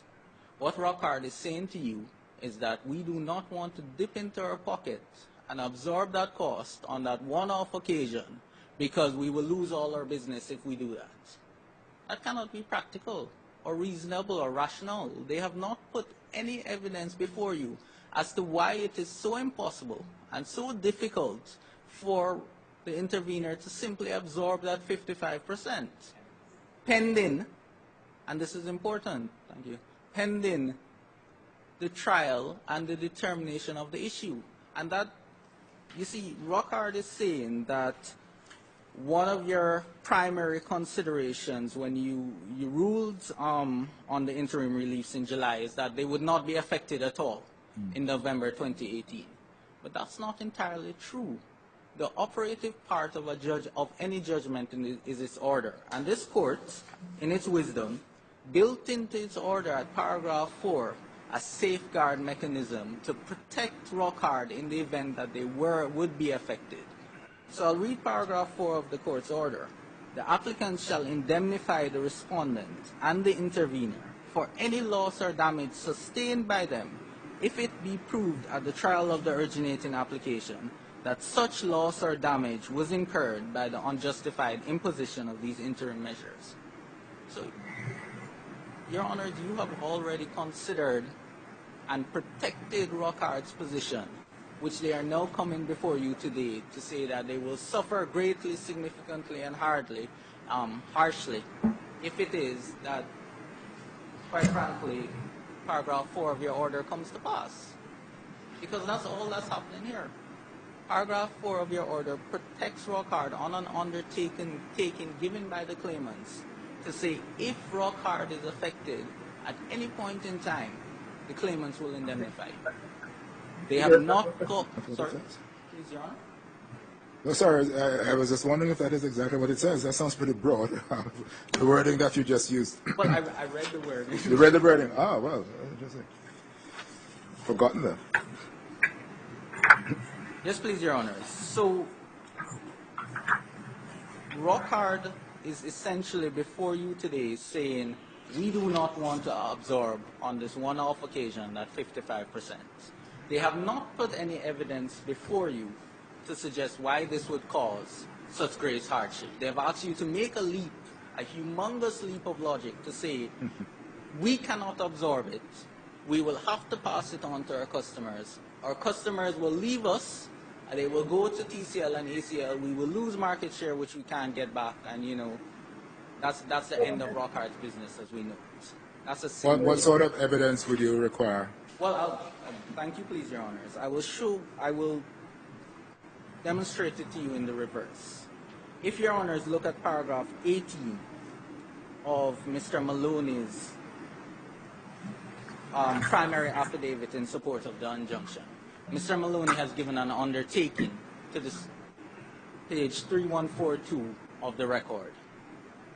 Mr. Maloney has given an undertaking to indemnify Barbados if the discharge of this interim injunction causes Barbados to lose revenue, essentially. So I'll read the undertaking. If the order for interim measures is discharged, and if the claimant is ultimately successful on its originating application, the applicant undertakes to pay any additional sums that are lawfully due to the state of Barbados consequent on any higher tariff rate so determined on a conclusion of these proceedings. By this statement and by this undertaking, the intervener is conceding that it has the financial wherewithal to undertake to indemnify Barbados if Barbados were to lose. We say if you have the financial wherewithal to undertake Barbados if they were to lose, you have the financial wherewithal to absorb it and let us indemnify you if you were to lose. You cannot have it both ways. You cannot on the one hand say, if this comes in, we will shut up shop. We will no longer have any cement, our business will end. But on the other hand say, but by the way, in the event that the trial comes to a determination and Barbados is going to lose, we have it in our pocket to indemnify Barbados. And that is what Rockhard is before you saying today.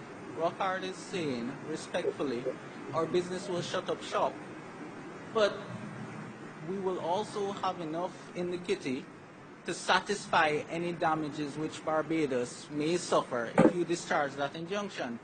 We say that if you have that financial wherewithal, then there's nothing preventing you, as per the order for interim measures, to simply absorb the 55% cost pending the determination of the trial, which I will remind the court, we, the claimants, have said we have no objection to an expedited procedure approach.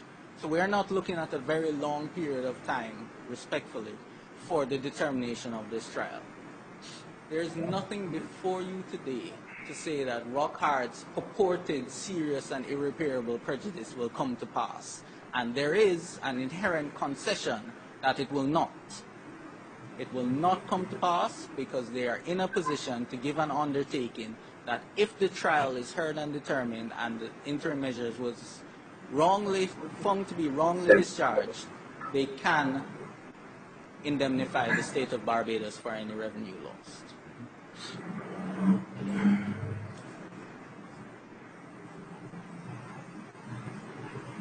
Yes, please, Your Honor. So, yes. Learned Senior Counsel is reminding me that the point of what, the roundup of what I've just submitted to the court is that Rockhard's entire case of serious and irreparable prejudice is that they have to pass it on to the customer. and the customer will therefore go somewhere else and they will lose market share.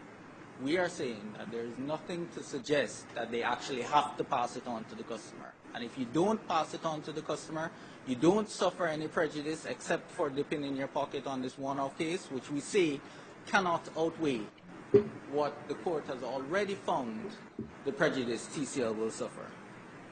Why do you call it a one-off case? Well, Your Honor, and that, please, Your Honor, that is, brings me to another point which I had intended to make. The court accepted in its judgment in July that the intervener imports shipments every 6 months or so. July was the last shipment of cement. November, they have come to you and said, our stocks are running low, we made a recent order to the manufacturer. They have not shown you when their stocks were running low or when they made the order to the manufacturer. And they say it's arriving in December. The way we see it, respectfully, and the inference which the court can draw, is that they will not need another shipment of cement for a significant period of time, at least 6 months. But even if, or if not, the fact is that the intervener does not tell you at any point in time when its further shipment of cement is going to be, when it's at no point in time before this court, whenever asked, can you indicate to us when your further shipment of cement is going to be? The intervener never gives you an answer. At no point in time does the intervener say to you, we expect another further shipment of cement on X date or at around X time, such that you can take that into account. So we say we have to treat this shipment as one-off because the intervener doesn't give us any further information than that. I thought you were saying that, if there's one that comes in December, the next one is likely to be June or thereabouts, and by then we'll have decided. I thought that's where you were going. Well, Your Honor, what I will say is that this court has proven itself very efficient in terms of the hearing and delivery of judgments. Spread the word. So I would not be so presumptuous to suggest to the court its timeline, but I would say that it is highly possible and or probable that a determination will come about within, before another shipment. Hence the one-off, yes. Yeah, okay. Yeah. Okay, is that it? Your Honors, one further thing, if I could crave the court's indulgence. Yes. Your Honors, in relating in addressing the supplemental affidavit which the claimants filed this morning, Learning Queen's Counsel for the intervener said that by virtue of the report, the economic report which was attached, our losses are quantifiable. And he said that in relation to paragraph 16 of Mr. Jose Cejo Gonzalez's affidavit, where Mr. Jose Cejo says that he estimates the financial damage, 3.6 million in 7 months, cumulative effects of 26.3 million. What Learning Queen's Counsel did not take you to is the very following two paragraphs, paragraph 17 and paragraph 18 and 22. Paragraph 17, Mr. Gonzalez says, I reiterate the point which I made at paragraph 6 of my primary affidavit that the financial losses as detailed in the paragraph above will cause the ACCL immeasurable knock-on effects. ACL is not in a position to sustain the further losses as projected. And then paragraph 18, he puts it very flatly and, quite simply for the court. He says, simply put, if the further shipment is allowed to enter the market at 5%, ACCL is likely to shut down completely in 2019. That is immeasurable. So it is not that the ACCL has put before you today evidence to say the financial losses are quantifiable, full stop. ACCL is saying before you today that the financial losses are quantifiable, but they will cause unquantifiable and serious and irreparable damage to the company. That is in keeping with the court's finding, which it has already found as fact in paragraph 34 and 35 of its judgment. And just to make the point that Mr. Jose Cejo is saying this based on evidence, the BFSL economic report, which we've attached, is an independent report. It's prepared by Alistair Mosey, who's a macroeconomist. He says in the conclusion at paragraph 5.1, that's page 3519 of 3519 of the record, any further cement discharge for sale in Barbados under the CET regime of 5% will likely cause ACCL to cease operations. Acting 2, inter alia, further reduction in domestic manufacture volumes, increased fixed costs and sustained low prices which challenge the principles and objectives of the CARICOM CET arrangements, and further accumulation of losses of approximately USD 26.4 million counting from the beginning. If it is that Learned Queen's Counsel and the interveners wish to dispute this finding of fact, this evidence, my apologies, that's a matter for the trial, where they can bring their own evidence to say that this is not so, and ACCL is overestimating its losses. But insofar as ACCL has put evidence before you today to say that they will suffer immeasurable prejudice, we say to the court that this is in keeping with your finding, which you have already found as a matter of judicial determination in July of this year, and nothing has changed. It will get worse, but it has not changed. So, respectfully, we submit that you should not allow yourself to be led into error, to reconsider the entirety of the injunction and the decision which you already made in July, but you should simply consider whether there is anything before you today which would cause you to call into question the assessment which you made in July. We say there isn't, because there's still a prima facie case, there's still serious and irreparable prejudice, and the undertaking in damages still holds, and the filing of a defense by Barbados or the vacating of a hearing date cannot displace those findings. Just permit me 1 second, please, Your Honors. Yes, please, Your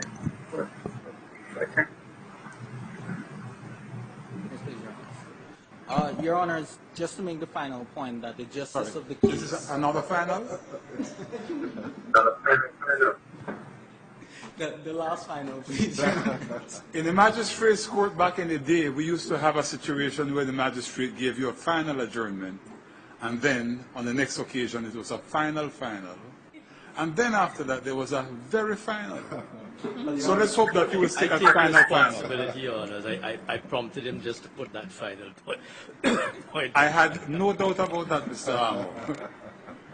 I have had some history of your appearing before me at different levels. So, Your Honors, the very final point all right. is that the ends of the justice dictate give us an expedited procedure hearing. Let the interim injunction remain in place. Give us an expedited procedure hearing. We suggest respectfully that if a CMC date has been set for the 12th February, we can have filings done before that, and we can have a hearing date sometime subsequent to that. But, of course, subject to the court's convenience. But Mr. Wood, QC himself, has said in his submissions, give us an early trial. We say the same thing, save and except for the facts, give us an early trial, but leave the interim injunction in place. Yes. Your Honors, unless I can be of any further assistance. Thank you. Thank you. Mr. Wood, is there anything you wish to say in response?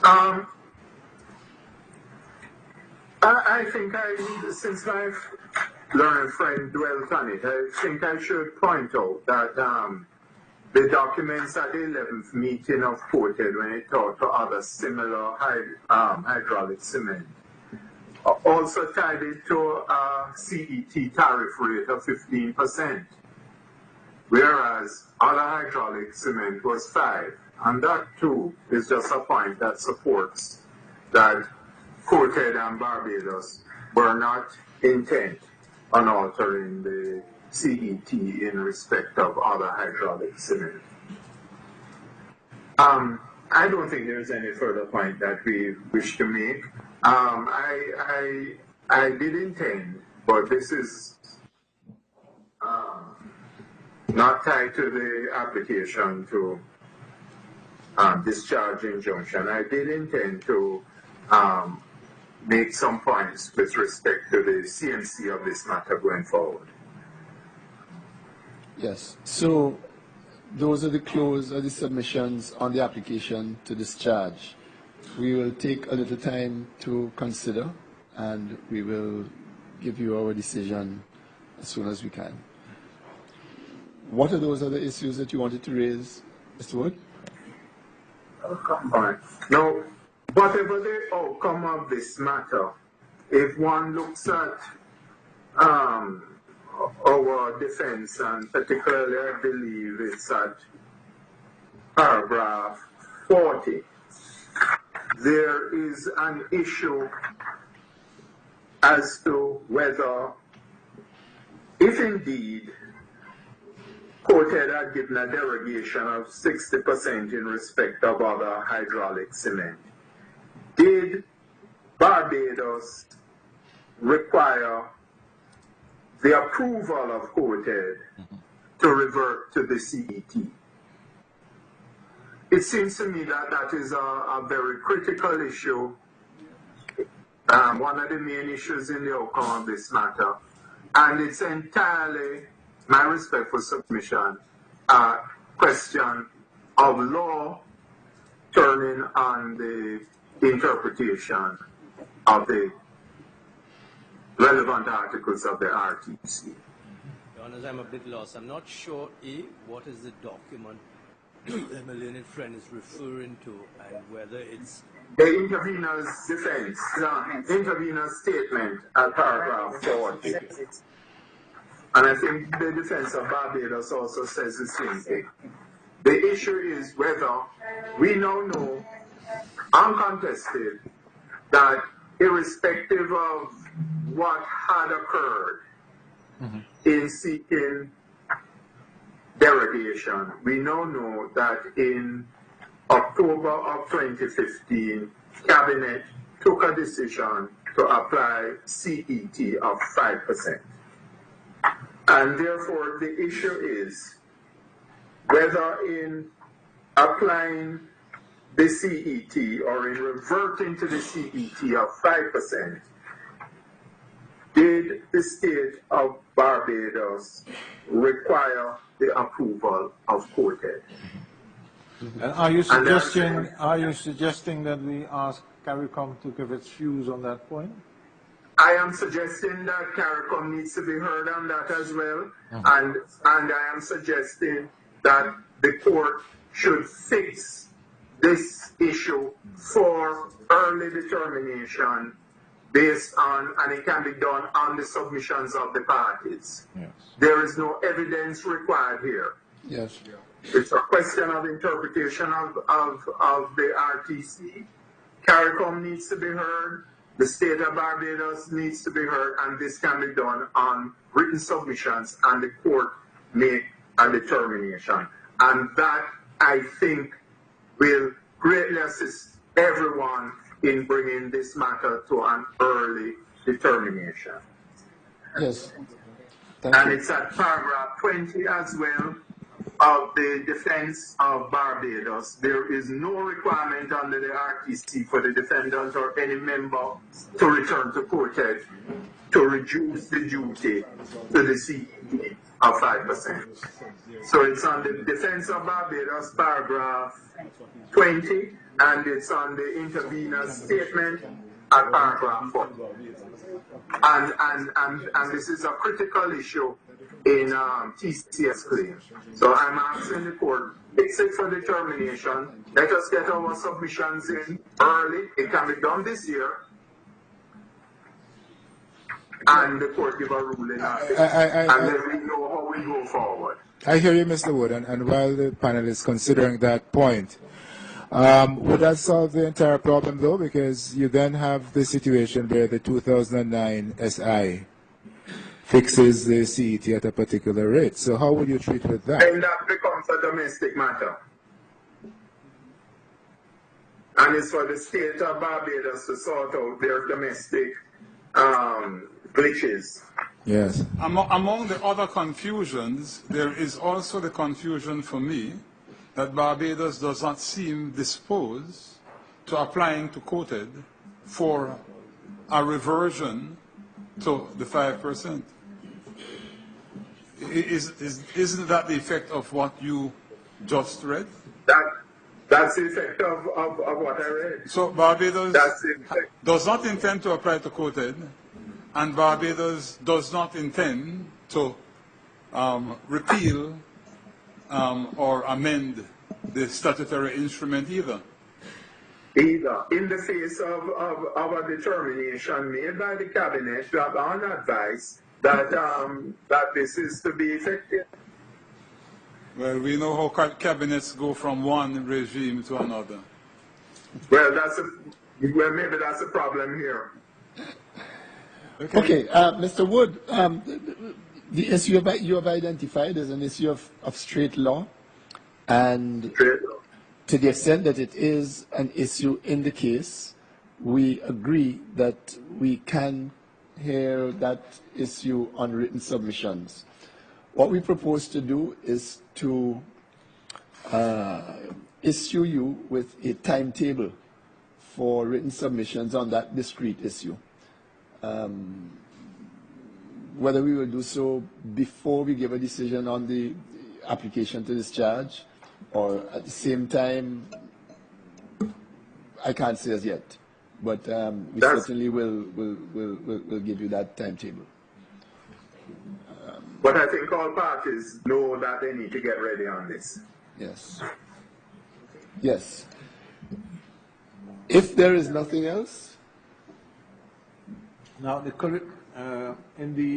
say in the first case, or case number 2, this is TCL Arawak against State of Barbados, and as intervener we have Rockhard. The Caribbean community is not a part of that particular procedure, but it is part, defendant, it's going to be a defendant in the fourth case, Rockhard against State of Barbados and the Caribbean community. And it would seem logical to have those cases consolidated at some point anyway. So how do we bring in the Caribbean community in this for this particular point? I believe the court already invited them to make submissions, and yes. I don't see why we can't just following through with that.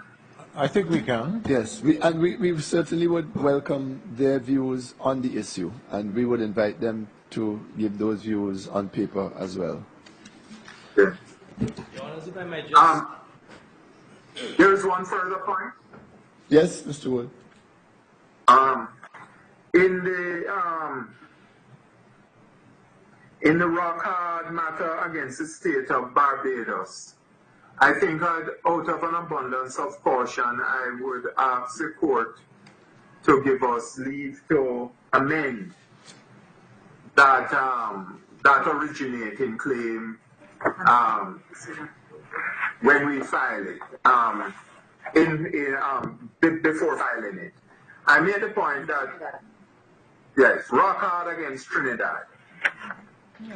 I made the point that we had raised in that matter the question of the jurisdiction of COTED. And the court has given its ruling on that. So I think that, properly speaking, I would crave the leave of the court to review that originating application and to make such amendments that flow from the ruling given today by the court. Yes, in fact, I think we had mentioned that earlier, but included in the order which we will issue from today's proceedings will be one that specifically gives you that grants you the permission to amend the originating application which you will file in that matter. Very well, thank you. Yeah, that's on the basis of Rule 10.47. Mr. Speaker, there was something that you wanted to say? I see. Oh, sorry, Mr. Amo.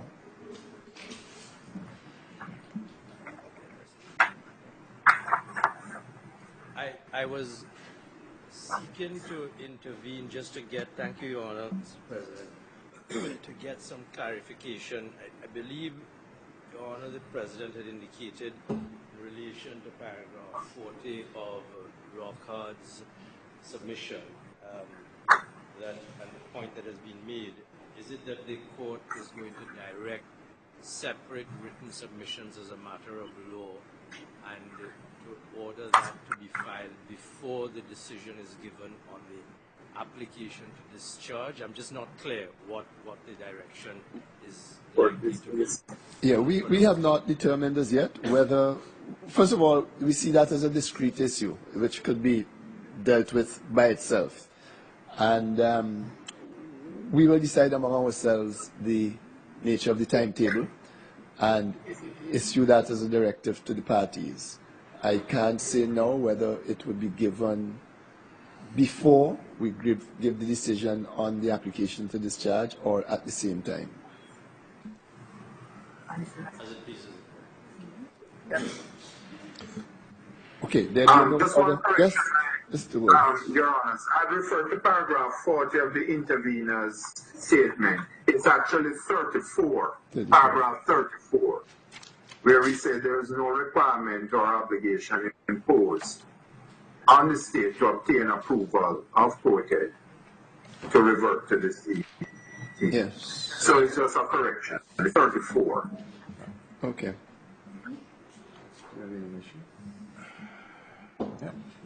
Okay, there being no other further business, this court now stands adjourned.